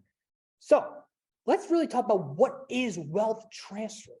Wealth transfer is the process of transferring assets or wealth from one person to another, either during the lifetime or after their death. This transfer can occur between family members, between unrelated individuals, or from an individual to an organization or a charity. So why should we even care about wealth transfer? Why should we even care about it? Well, one, it can ensure that your loved ones are taken care of after your death. By transferring your assets through wealth transfer, you can ensure that your loved ones are provided for after you pass away.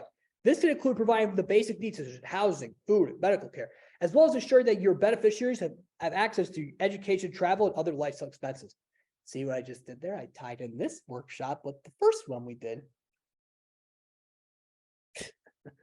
Minimizing estate taxes and other fees. See? Yeah, we're tying that back in from the first one. So, wealth transfer can help you minimize taxes and other fees that may be imposed on your estate after your death. Through careful planning and structuring of your wealth transfer, you can help your beneficiaries avoid unnecessary taxes and fees and ensure that the maximum amount of your assets are passed on to your intended recipients. Supportable charitable causes or organizations. Wealth transfer could also be used to support charitable causes or organizations that you care about. By donating a portion of your assets to charity, you can help to support causes that are important to you and can leave a positive legacy on your community or at your school. And then finally, we have maintaining control over your assets. By planning for wealth transfer, you can maintain greater control over your assets and ensure that they are transferred according to your wishes. This can include establishing trusts, setting up beneficiary designations, and creating other legal structures that can allow you to direct the distribution of your assets after your death, aka estate planning, like we talked about the first workshop tonight. So there are two types of wealth transfer. I already talked about them in depth, which talked about them a little bit, which are intergenerational and interpersonal. I am now going to go more in depth about what these two are and what makes them stand out between each other. Let's first talk about intergenerational wealth transfer. See what I just see? See, get the map of the world and all in coins. Intergenerational, all around the world in generations. Get the joke, pat yourself on the back for that one.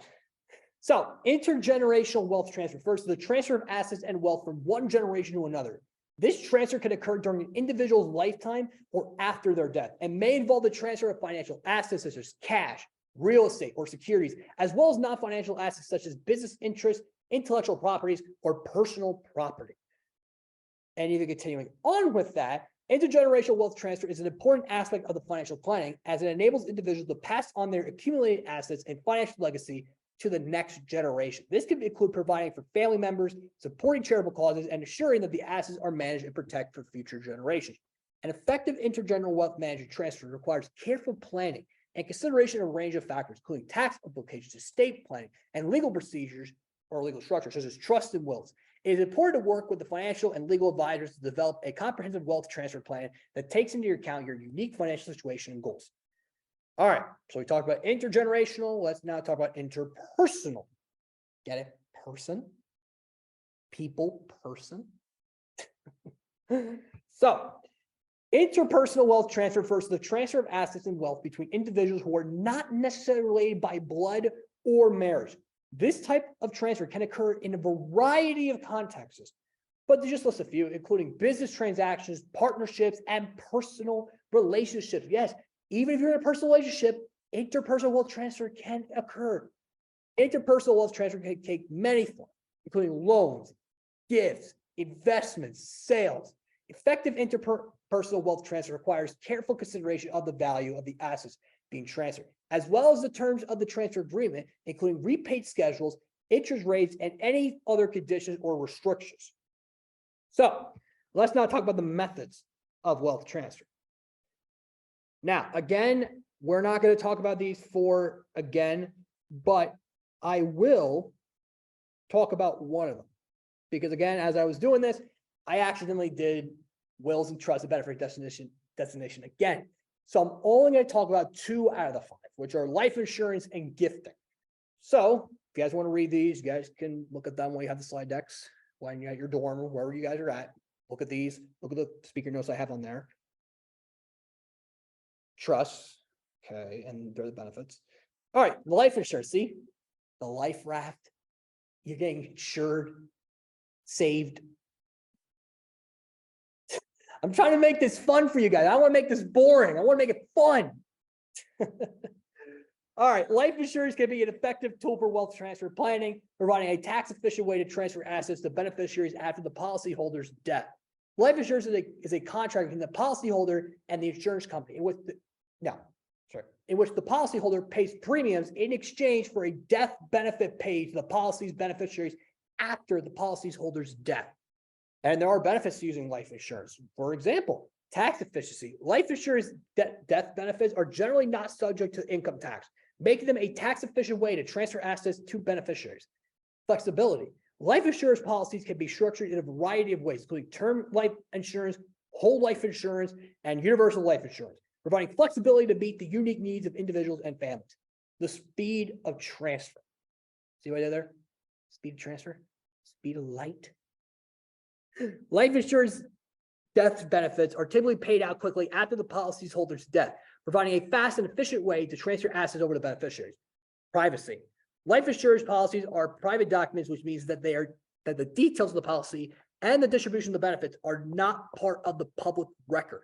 And finally, asset protection.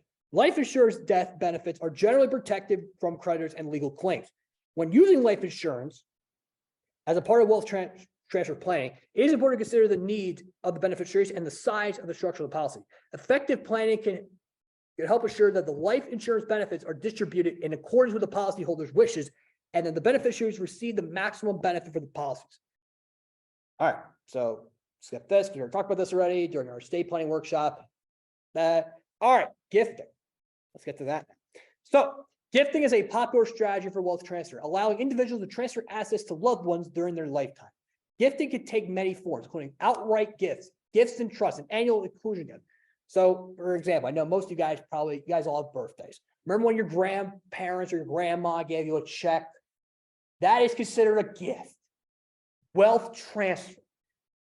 Your grandparents are giving you money or transferring money over to you to put into your own bank account, as an example. But there are benefits of using this, like tax efficiency. Gifting can be an effective way to transfer assets while minimizing taxes. The federal gift tax allows individuals to gift up to a certain amount each year without incurring gift tax. And there are several strategies for gifting that can help minimize the tax impact. Controlling over assets. By gifting assets during their lifetime, individuals can maintain some level of control of how these assets are used and distributed. This can be especially important for assets with sentimental value or assets that are important to the family legacy. Family harmony. Gifting can help promote family harmony by allowing individuals to provide financial support to loved ones during their lifetime and to avoid potential disputes over inheritance. And there is philanthropic giving. Giving can also be a way to support charities called charitable causes and make a positive change on the world. And speaking of charities, let's now talk about charitable donations. So charitable donations are a powerful tool for wealth transfer planning that can provide both financial and emotional benefits to the individuals and the families in the organizations. Charitable donations can take many forms, including gifts of cash, like physical cash or a check, appreciated securities, real estate, and other assets. And again, there are benefits of doing charitable donations, which are tax benefits. Charitable donations can provide significant tax benefits, including income tax deductions for the value of the donation and potential capital gains tax savings for the appreciated assets. The legacy and philanthropy. I'm going to talk about philanthropy actually in a little while, actually. But charitable donations allow individuals to leave lasting impact and support causes that are important to them. This can provide a sense of purpose and fulfillment for individuals and their families. Family values. Charitable donations can help pass on family values and instill a sense of philanthropy in future generations. And asset diversification. Charitable donations can help diversify a portfolio by providing an opportunity to donate assets that may not fit well with an individual's overall investment strategy. All right, now, for everything I just said positive about it, there are some challenges and some negativity about wealth transfer, which again, the questions, the challenges about what is wealth transfer. So, wealth transfer can be challenging, and there are 4 main reasons why. Estate taxes. Taxes that may apply to transfer of assets after an individual's death. Legal issues. Disputes over the distribution of assets or the validity of estate planning documents. Emotional factors. Yes, there can be a lot of emotions that go through wealth transfer. Family conflicts such as disagreements over the distribution of assets or different perceptions of fairness. And finally, financial planning. Ensuring that the transfer of assets do not negatively affect an individual's financial situation. So how really do you even plan to wealth transfer? Well, to ensure a smooth and effective wealth transfer, it is important to work with a financial planner or a lawyer to create a estate plan or a CFP, which again, we've had multiple CFPs come to this club. You can watch them on our YouTube channel. Communicate with loved ones about your wishes and review and update your estate plan regularly. Which, in conclusion of this wealth transfer workshop, wealth transfer is an important part of the financial planning and allows you to pass on your legacy to the next generation. And by understanding the different types and the methods and challenges of wealth transfer, you can create an effective estate plan and ensure that your loved ones are taken care of after your death. All right, we have one last one to go, and this one I have saved especially for last because it is the longest one. And when I say that, I am not lying when I say that. This is the longest one out of all of them. And before I even show you what this looks like, all right, how many slides it is? How is everyone loving this? Do you think we should do this again? Because I think it's awesome. You guys are all right. You guys are all nodding your heads. It means you guys like it. That's a good thing. Because again, if I'm not getting any questions, it means I'm doing my job right. Because again, I just have to check one little quick thing on my end, just so I make sure. All right. I'll make sure I get that right. All right. So the last and final workshop of the night is going to be philanthropy. Yes. Now I know most of you are probably shaking and be like, Jack, are you serious? You're going to talk about philanthropy? Really? Really? Yes, I really am going to talk about it because it actually does apply to wealth management. And you guys may not see it right now, but once I explain it to you, it'll be like a mind-blowing experience, like mind blown. And not only that, it's 71 slides. So again, that's why I say it for the last, because again, it's a lot, a lot of slides. All right.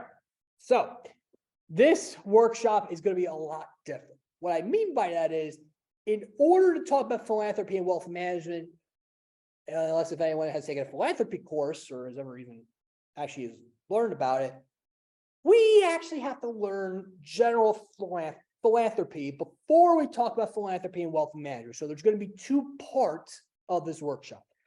The first part, which is general philanthropy. So we're going to talk about the introduction to it, the benefits of it, the types of them, challenges, successful philanthropy campaigns, we'll talk about a few of them, and the future of philanthropy in the near future. Then in part 2, and again, I apologize for all of our users and anyone who's here tonight. If you don't have glasses, you guys cannot read real tiny, but it is a lot, and I mean a lot of stuff on this one. That's why I actually say part 2 for last, because yeah, it's going to be a lot. We're going to talk about now defining philanthropy and wealth management, the benefits of it in wealth management, strategies for incorporating philanthropy. Then we're going to talk about those actually. Oh, man, I'm surprised. Actually, I thought it would go on longer. We're going to talk about donor advised funds impact investing, like again, if you guys watched the Fleet Invest one, they talk about impact investing and sustainable investing as an example. Shared value investing, social impact bonds, donor education engagement, advancements in technology, charitable foundations. Then we're also going to talk about the challenges in philanthropy and wealth management. Then we're talking about evaluating impact, managing expectations, the legal and ethical issues. Then we're also going to talk about philanthropy in, then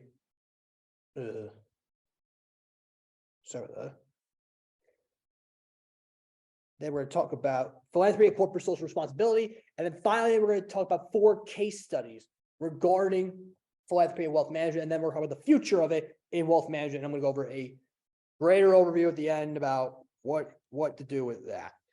All right, so let us go on with this. Let's start part 1, introduction to philanthropy. So philanthropy is the act of giving time, money, or resources to improve the well-being of others. The concept of philanthropy has been present throughout human history, with numerous examples of charitable giving dating back to the ancient times. In ancient civilizations, wealthy individuals and rulers would often donate funds for public work projects or to support religious institutions. The rise of philanthropic organizations in the modern era can be traced back to the 19th century, or basically back to the 1800s. During this time, a growing number of wealthy individuals began to establish charitable foundations and organizations to support causes such as education, healthcare, and social welfare. Some of the most well-known philanthropic organizations established during this period include the Rockefeller Foundation, the Ford Foundation, and the Carnegie Corporation. Again, I am probably going to say this multiple times, so again, I apologize if I repeat myself. In the United States, philanthropy played a significant role in the development of the country's public institutions, but many universities, museums, and hospitals received significant funding from wealthy philanthropists. In the 20th century, philanthropy continued to play an important role in supporting social and political causes, such as civil rights movement and the fight against HIV and AIDS. And today, philanthropy remains an important aspect of the modern society, with many individuals and organizations continue to donate time, money, and resources to support a wide range of causes and initiatives. The growth of technology and social media has made it easier than ever for people to engage in philanthropic activities and support causes that they are passionate about. All right, let's talk about now the benefits of philanthropy. For the giver, philanthropy can provide a sense of purpose and fulfillment, as well as a feeling of accomplishment and contribution to society.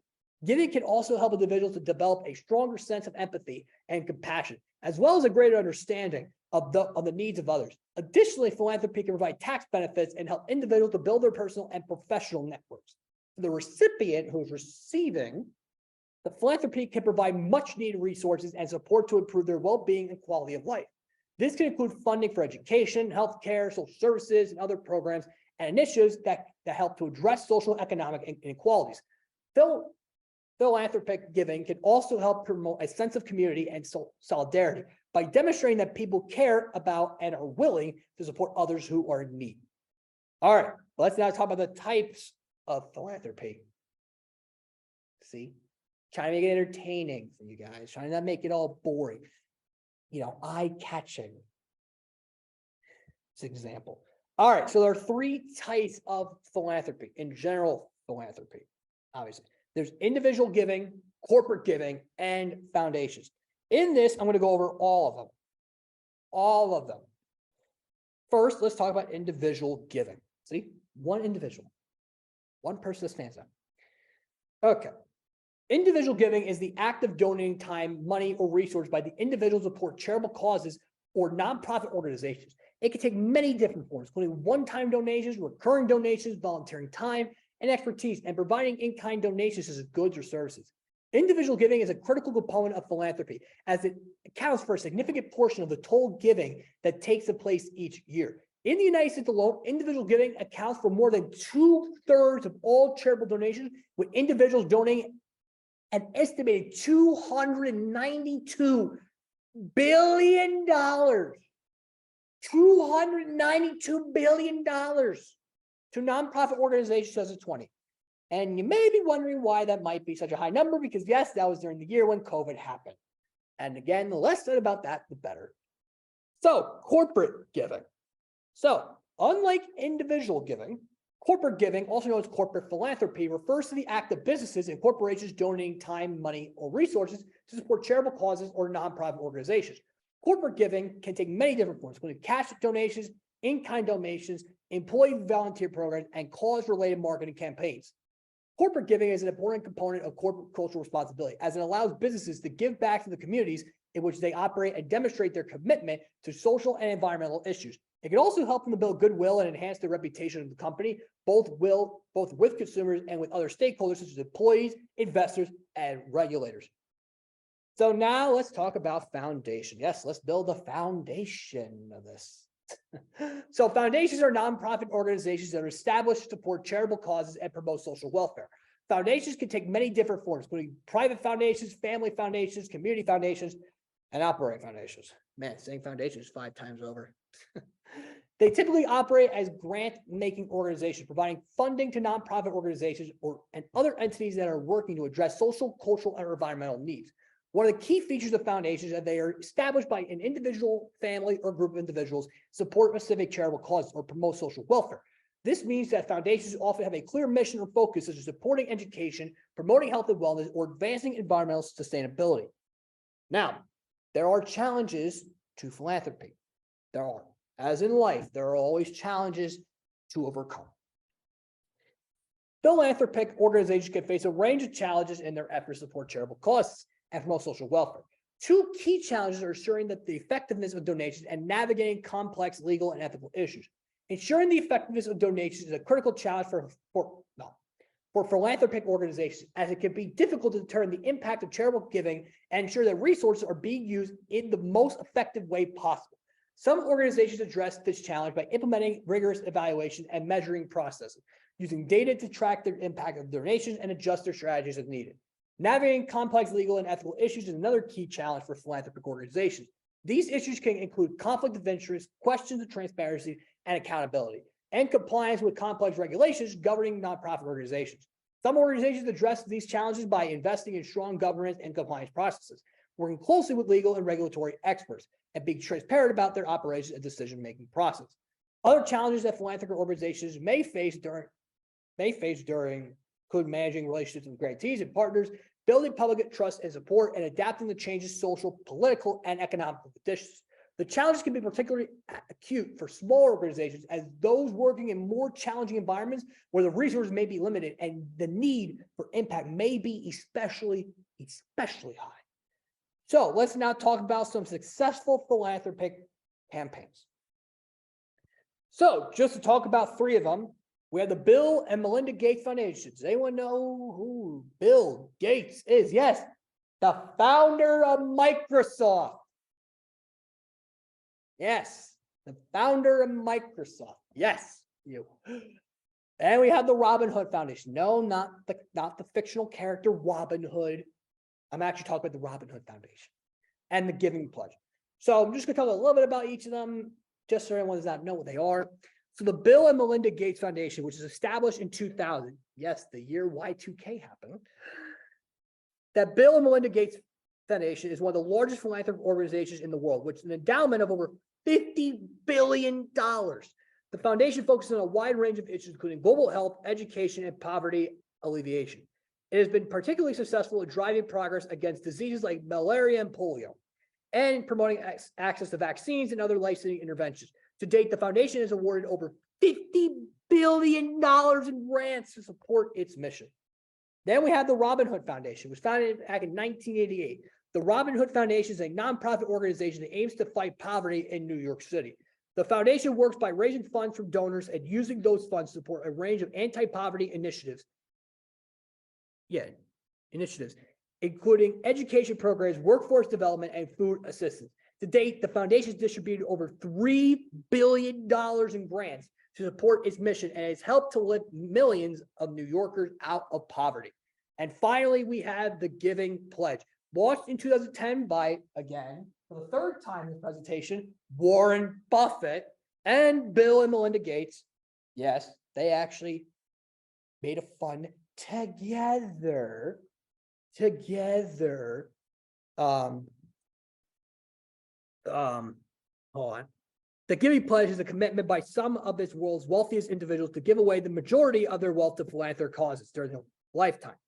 To date, over 200 individuals have signed the pledge, representing a combined $1 trillion with the T. $1 trillion. Oh, God. I'm not even joking when I say that. $1 trillion.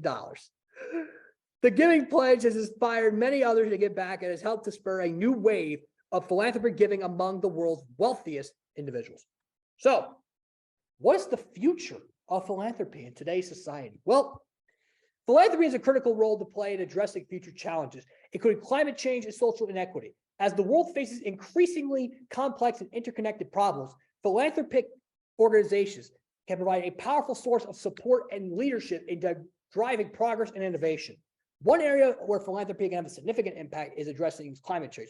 With the global community facing urgent and far-reaching challenges related to climate change, philanthropic organizations can play a critical role in funding research, innovation, and solutions that can help mitigate the effects of climate change and build a more sustainable future. Innovating approaches, skipping on ahead, I'm sorry. Another area where philanthropy can have a significant impact is in addressing social inequity. With many communities facing systematic barriers and injustices, philanthropic organizations can help to drive progress by funding initiatives that promote equity, inclusion, and social justice. And then finally, innovative approaches to philanthropy, such as impact investing and social entrepreneurship, can also play a critical role in driving progress and innovation. Impact investing involves using investment capital to support a business and initiative that generate the social and environmental benefits along with financial returns. While social entrepreneurship involves using business models and innovative approaches to drive social changes, these approaches can help to leverage private sector and resources and expertise to drive progress on a range of social and environmental issues and can complement more traditional philanthropic givings. All right, so at the end of this first half of this final workshop, through the first half, we've explored the concept of philanthropy, its historical content, and its role in addressing key social, environmental, and economic challenges facing the world today. We discussed the various forms of philanthropy, including individual giving, corporate giving, and foundation giving, and explored the challenges that philanthropic organizations face, as well as some of the most successful philanthropic campaigns in history. We've also discussed the role of philanthropy in addressing future challenges such as climate change and social inequity, and highlighted innovative approaches to philanthropy, such as impact investing and social entrepreneurship, which I'll talk about in part 2. I was not know that. That means part 2. So we encourage each member of the audience here, each member of our WMA Club, virtually, in person, Metro, in person, your floor, and anyone watching on live on social media, to consider their own role in philanthropy and how they can give back to their community, whether it's through individual giving, volunteering, or supporting philanthropic organizations. Each of us have the power to make a positive difference in the world. By working together and leveraging our resources and expertise, we can build a more sustainable, equitable, and resilient future for all. So that's the first part of it. Now, the second part, philanthropy and wealth management. So now, since you guys all know what philanthropy means, now I could talk about it in the sense of wealth management. You see why I did that? So you guys should get the concept of philanthropy. So we're able to, talk about it more in depth now. See, innovative thinking right here. All right, so let's now introduce philanthropy in wealth management, because it's very, very different than traditional philanthropy, the concept of it, obviously. So philanthropy in the context of wealth management refers to the practice of using wealth to contribute to charitable causes, promote social good, and support community development. It involves the strategic allocation of financial resources to create positive social and environmental impact. One important aspect of philanthropy and wealth management is aligning investment with value. This means investing in companies or initiatives that align with the individual's personal or organizational values, beliefs, and priorities. The importance of aligning investment with values is becoming increasingly recognized in the wealth management industry. And aligning investment with values can also help to promote greater social responsibilities and sustainability within the corporate sector. By investing in companies that prioritize social and environmental impact, investors can help to create incentives for companies to adopt more sustainable and responsible practices and can help to drive positive change across industries.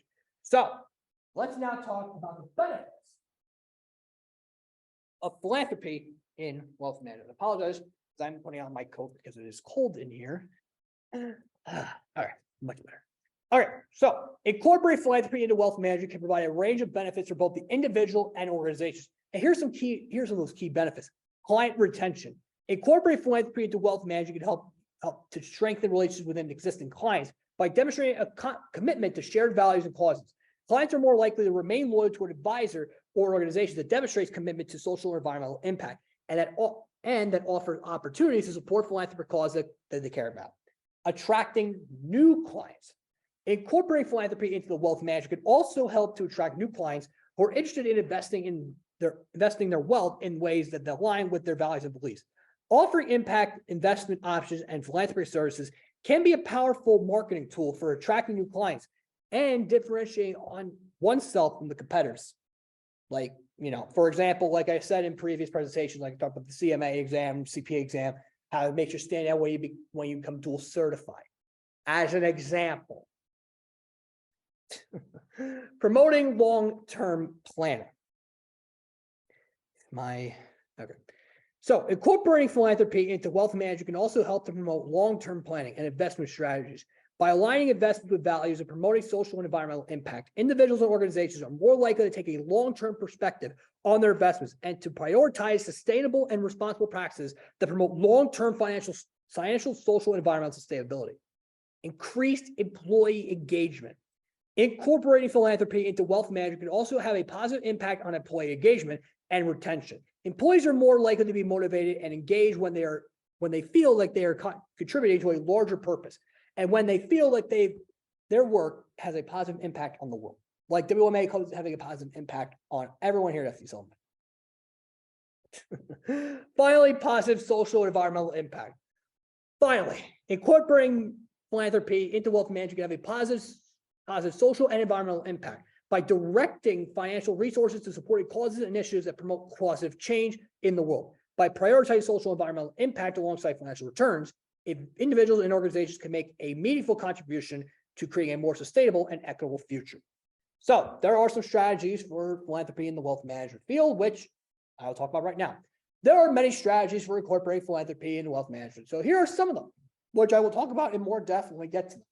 Donor advised funds, impact investing, and charitable foundation. These are just the three main ones that are the most popular, which I will talk about, but I'm going to talk about all of them. We can talk about in our agenda. And for examples, again, I'm not going to go over all of them again because I already talked about them in part one.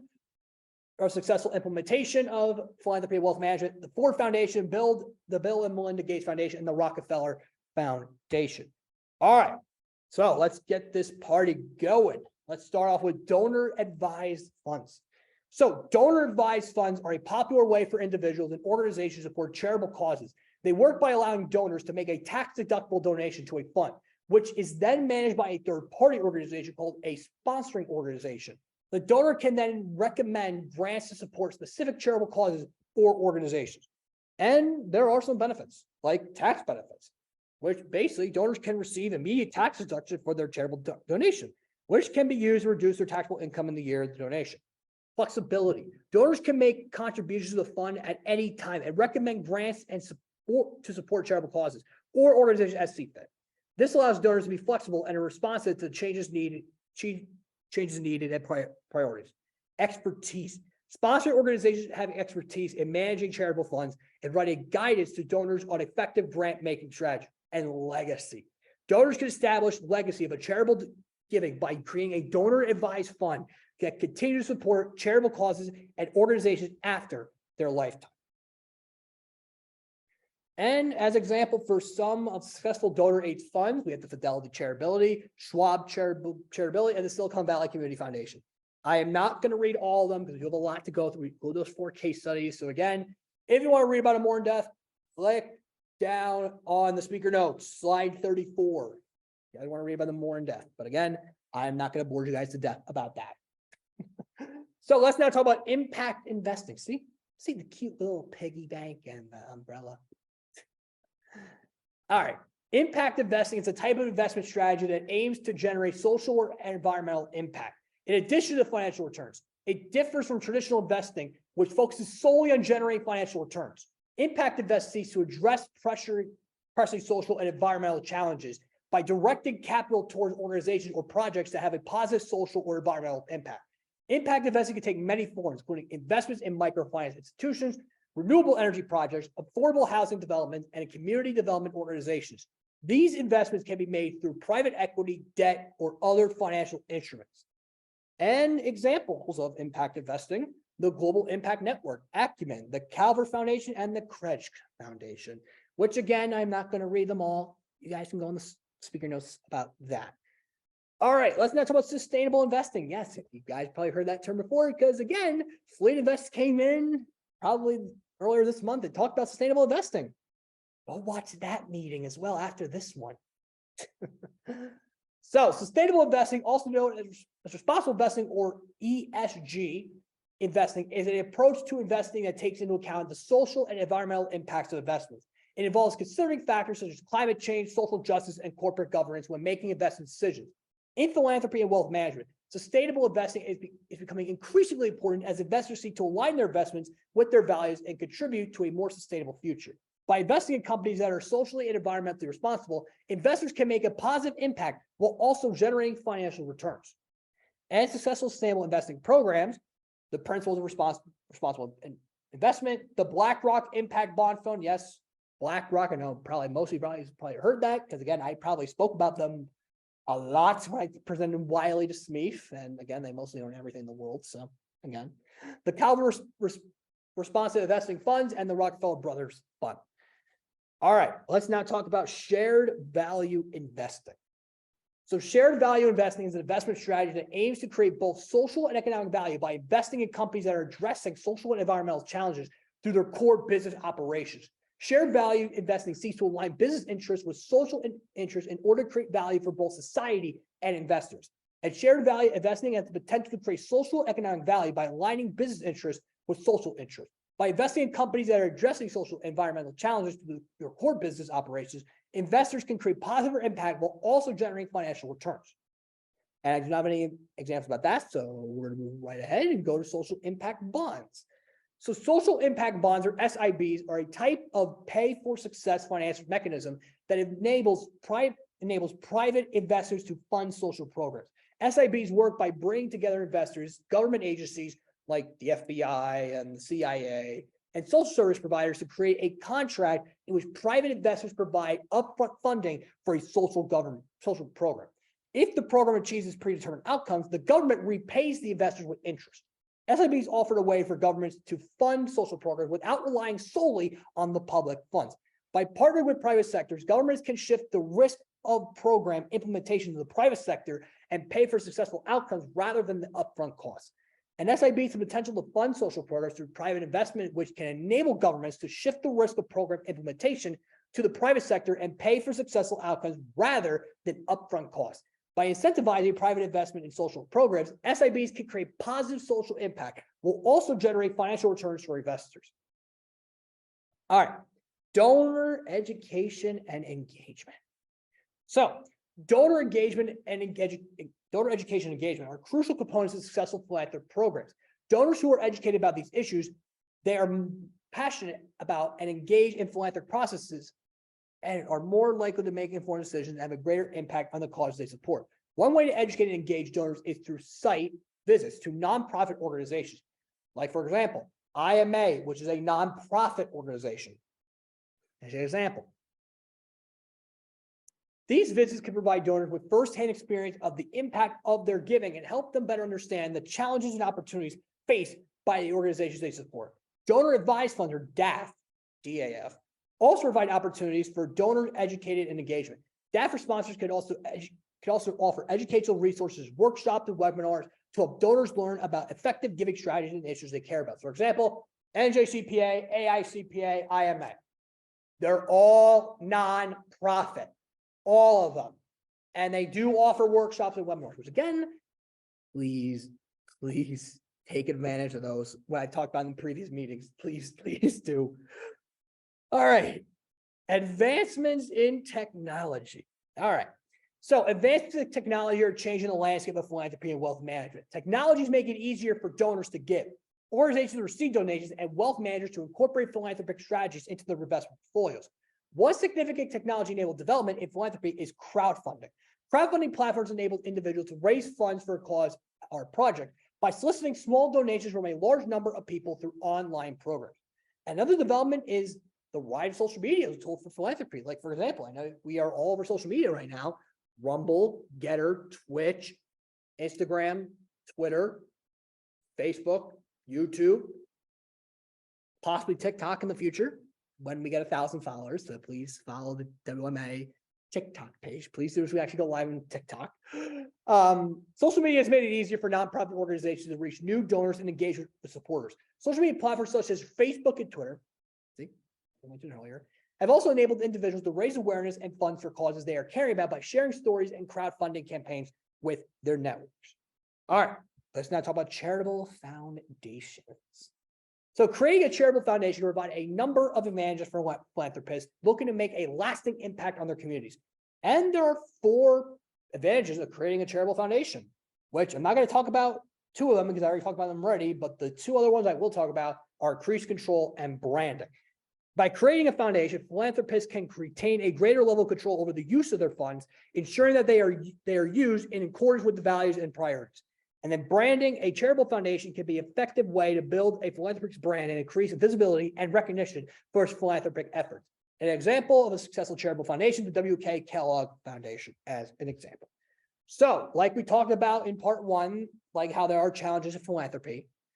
Unfortunately, in wealth management, there are challenges in philanthropy in wealth management. There are. Wah, wah. So, incorporating philanthropy into wealth management can present certain challenges, including evaluating impact, managing expectations, and navigating legal and ethical issues. We're going to talk about in just a little bit.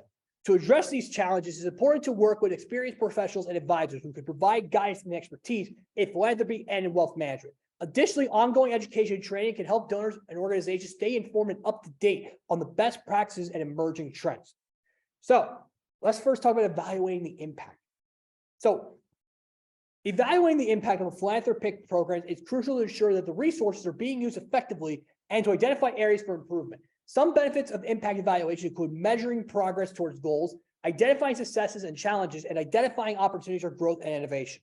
Effective impact evaluation methods depend on the goals of the philanthropy program and the context on which it operates.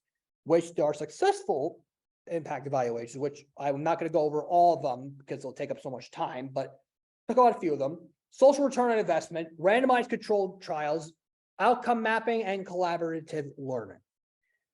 So, moving on forward with managing the expectations. Yes, managing those expectations.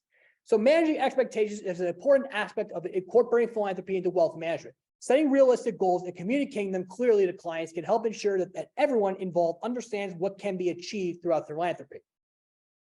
One successful method for managing expectations is to focus on long-term impact rather than the short-term results. Philanthropy is often a slow process that requires patience and persistence, and clients should be made aware of this from the outset and going into it. Another effective approach is to emphasize the importance of collaboration and partnership. Getting teamwork. There's no I in team. Wise old man once said that.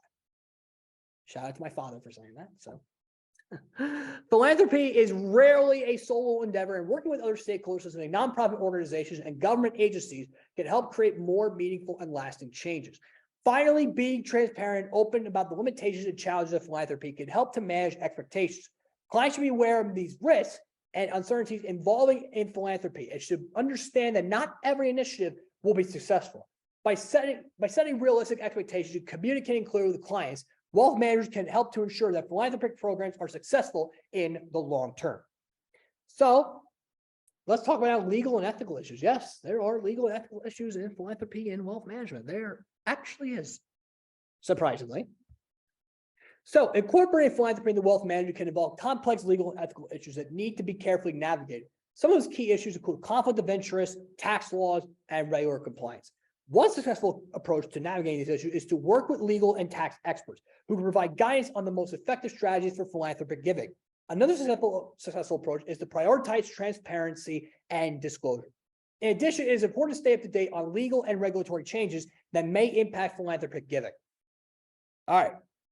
So, last thing we'll talk about, then we're going to go to the case studies, and I believe after that, we're talking about the future of it, and then we're all able to go home finally. Yes, I know it's a long meeting, but again, you guys learned a lot tonight. A lot tonight. All right, philanthropy and corporate social responsibility, or CSR. All right, philanthropy and corporate social responsibility are two related, but distinct concepts. Philanthropy involves the donation of resources to address social issues, while CSR, or corporate social responsibility, refers to a company's efforts to operate in an ethical and sustainable manner and to contribute to the well-being of society. However, philanthropy can be one aspect of a company's CSR efforts. There are several reasons why companies engage in philanthropy and CSR. First, it can enhance the company's reputation and brand image. Second, it can help attract and retain employees and customers who value responsible business practices. Third, it can help companies manage risks related to social environmental issues.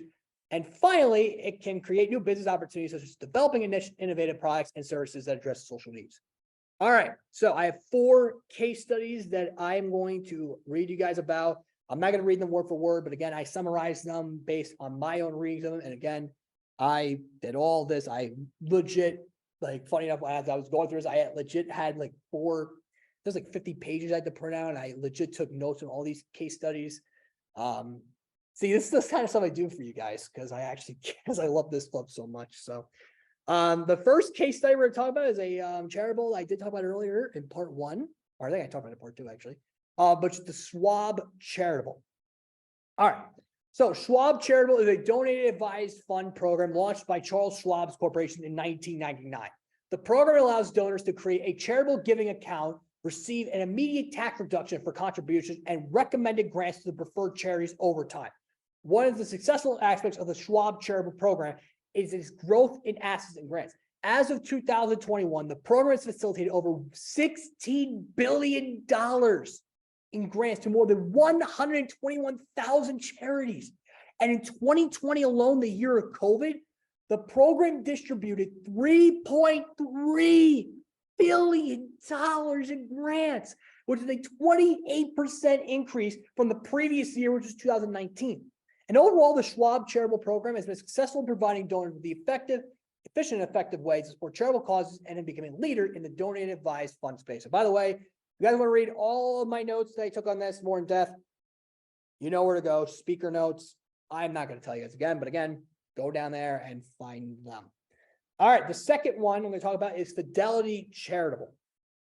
So Fidelity Charitable is a donor advised fund program launched by Fidelity Investments in 1991. It has since become the largest provider of donor advised funds in the United States. Fidelity Charitable allows donors to make charitable donations to a tax-exempt account where they can then recommend grants to their favorite charities over time. Fidelity Charitable provides tools and resources to help donors make informed giving decisions, including access to research and analysis on charitable causes and organizations. And one of the most successful aspects of Fidelity Charitable is its ease of use and accessibility. Donors can make contributions and recommended grants online or through a mobile app. That's right, through your phone, you can make it. Through your phone.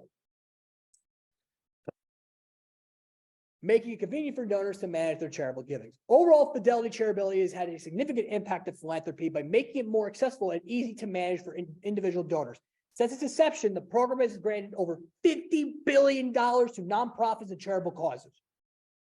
All right, the third one, Bank of America Charitable Foundation. Yes, the BOA, the Bank of America. Why is this not going? I don't know what my app. Oh, there it is. Okay, sorry about that. All right, so the Bank of America Charitable Foundation is the philanthropic arm of the Bank of America Corporation, one of the largest financial institutions in the world. And by the way, some of our FDU alumni and currently some FDU students are actually interning at Bank of America. Even some of them who are in the room right now who are members of the WMA Club. Just want to throw that little shout out there. So the foundation supports a wide range of programs and initiatives aimed at improving economic mobility, promoting affordable housing, and advanced environmental sustainability. One of the most successful aspects of the Bank of America Charitable Foundation is its focus on measurable impact. The foundation uses a results-oriented approach to philanthropy, working closely with nonprofit partners to set clear goals and track progress over time. By focusing on outcomes rather than inputs, the foundation is able to maximize the impact of its charitable giving and ensure that the resources are used in the most effective way possible.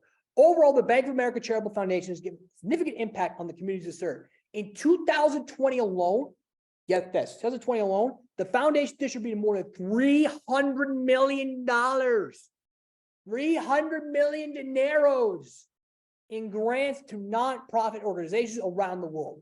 Through its focus on measurable impact and employee engagement, the foundation has become a leader in corporate philanthropy and example for other organizations to follow.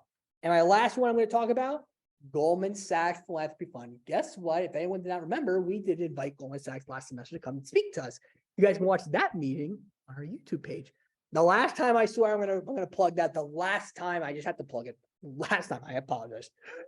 All righty. So the Goldman Sachs Philanthropy Fund is a donor-advised fund program established in 2007 by Goldman Sachs. The program is aimed at enabling clients of Goldman Sachs to give back to society by supporting nonprofit organizations and social enterprises. The fund offers clients a flexible way to manage their philanthropic giving, allowing them to recommend grants to any qualifying public charity in the United States or internationally or anywhere in the world. One of the successful impacts of this Goldman Sachs Philanthropy Fund is its focus on impact investing. The program offers a range of impact investment opportunities, including investments in social enterprises and impact funds that support a range of social and environmental causes. By providing clients with these investment opportunities, the program aims to maximize the impact of their philanthropic giving while also generating measurable social and environmental returns.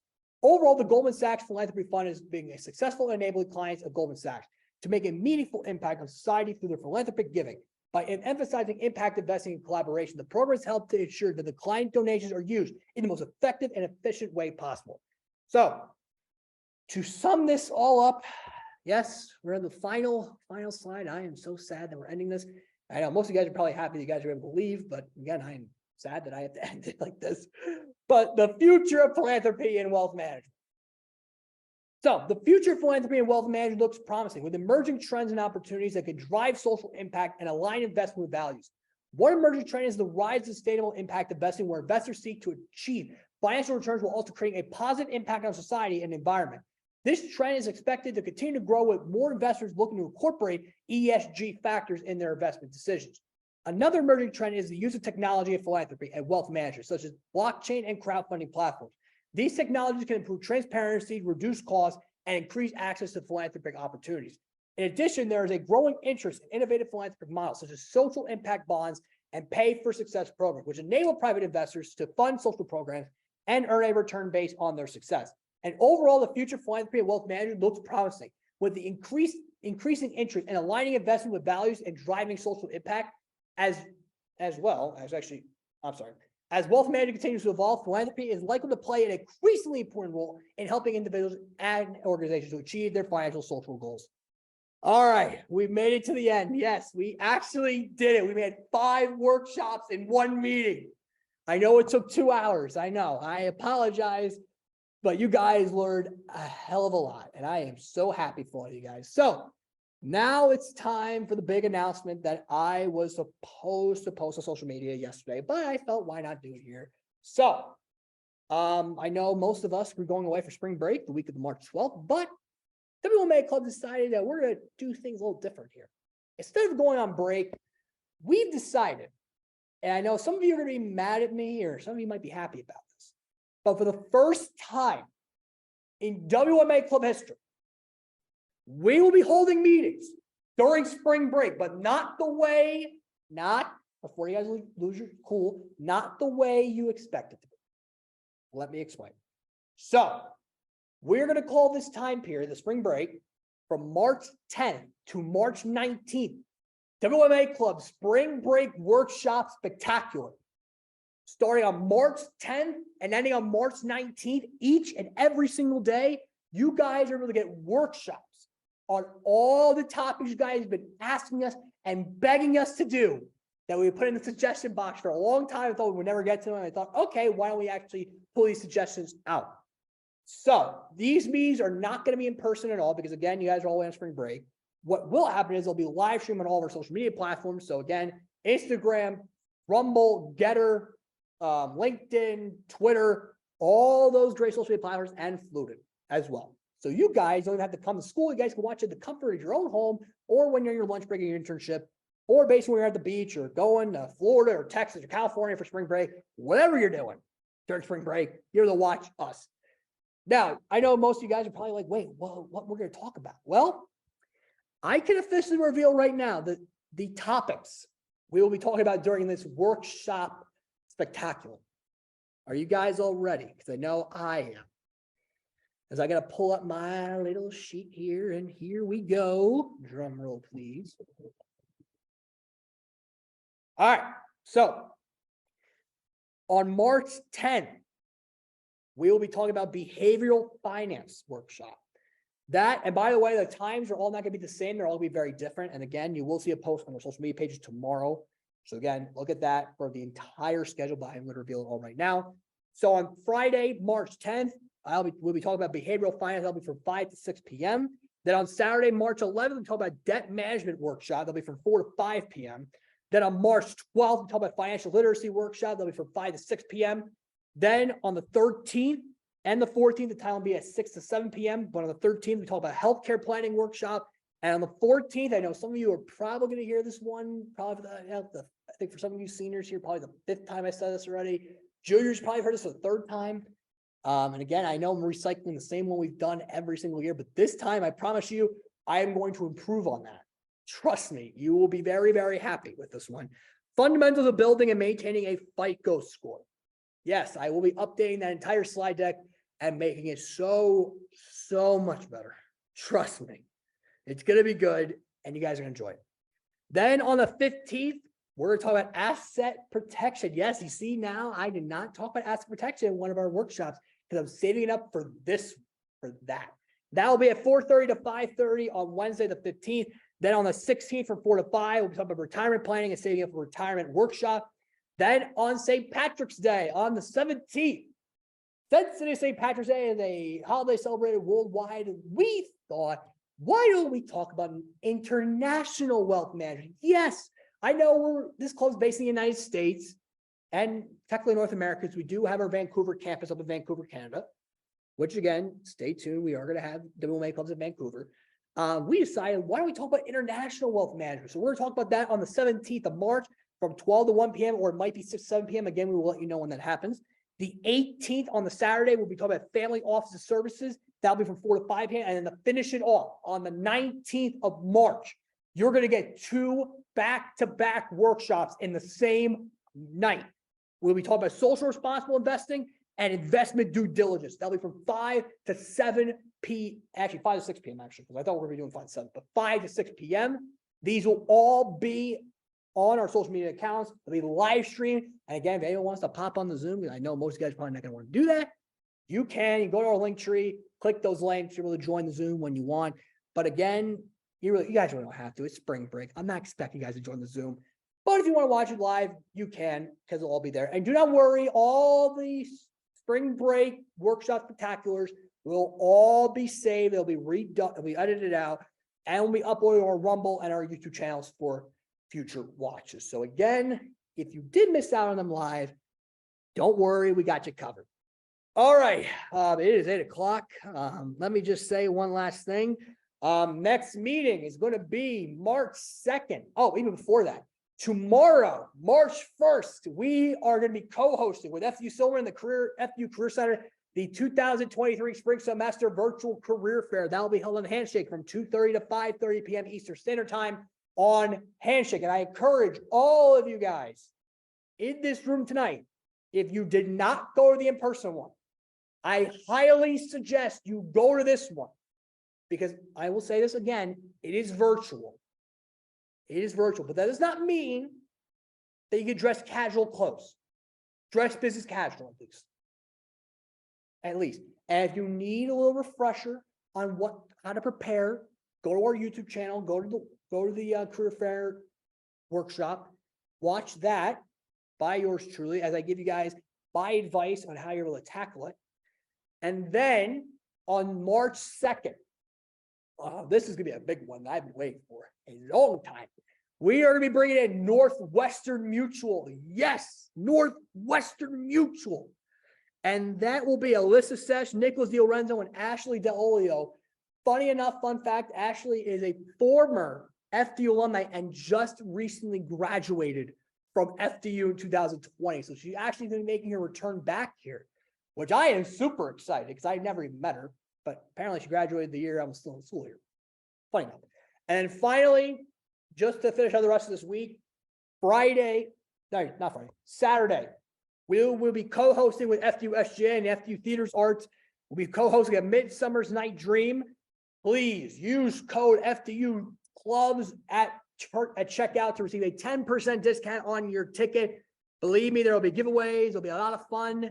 You might see yours truly there. You might see our e-board there. You never know. Anything can happen. It'll be on the Dreyfus Theater in the Dreyfus building at 7:30 p.m. You do not want to miss it because I am not going to miss it as well because I'm going to most likely probably be there unless something does happen. But again, does anybody have any questions or comments or concerns before we all part ways for the night? Because again, it is a long night and I apologize. It has been, oh my gosh, it's been 2 hours since we started. I apologize for the long meeting, but again, all right. With that being said, that is it. Thank you guys so much for being here tonight.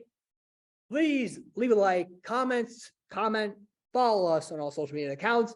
And until next time, this is Jack saying so long. Have a great rest of your night, and we will see you all tomorrow during the virtual career fair and Thursday for our meeting at 4 to 5 p.m. in Mansion Room 12, Dickinson Hall, Room 1104, Zoom and WMA Club Socials, where Northwestern Mutual will be coming in. Until next time, Jack saying so long.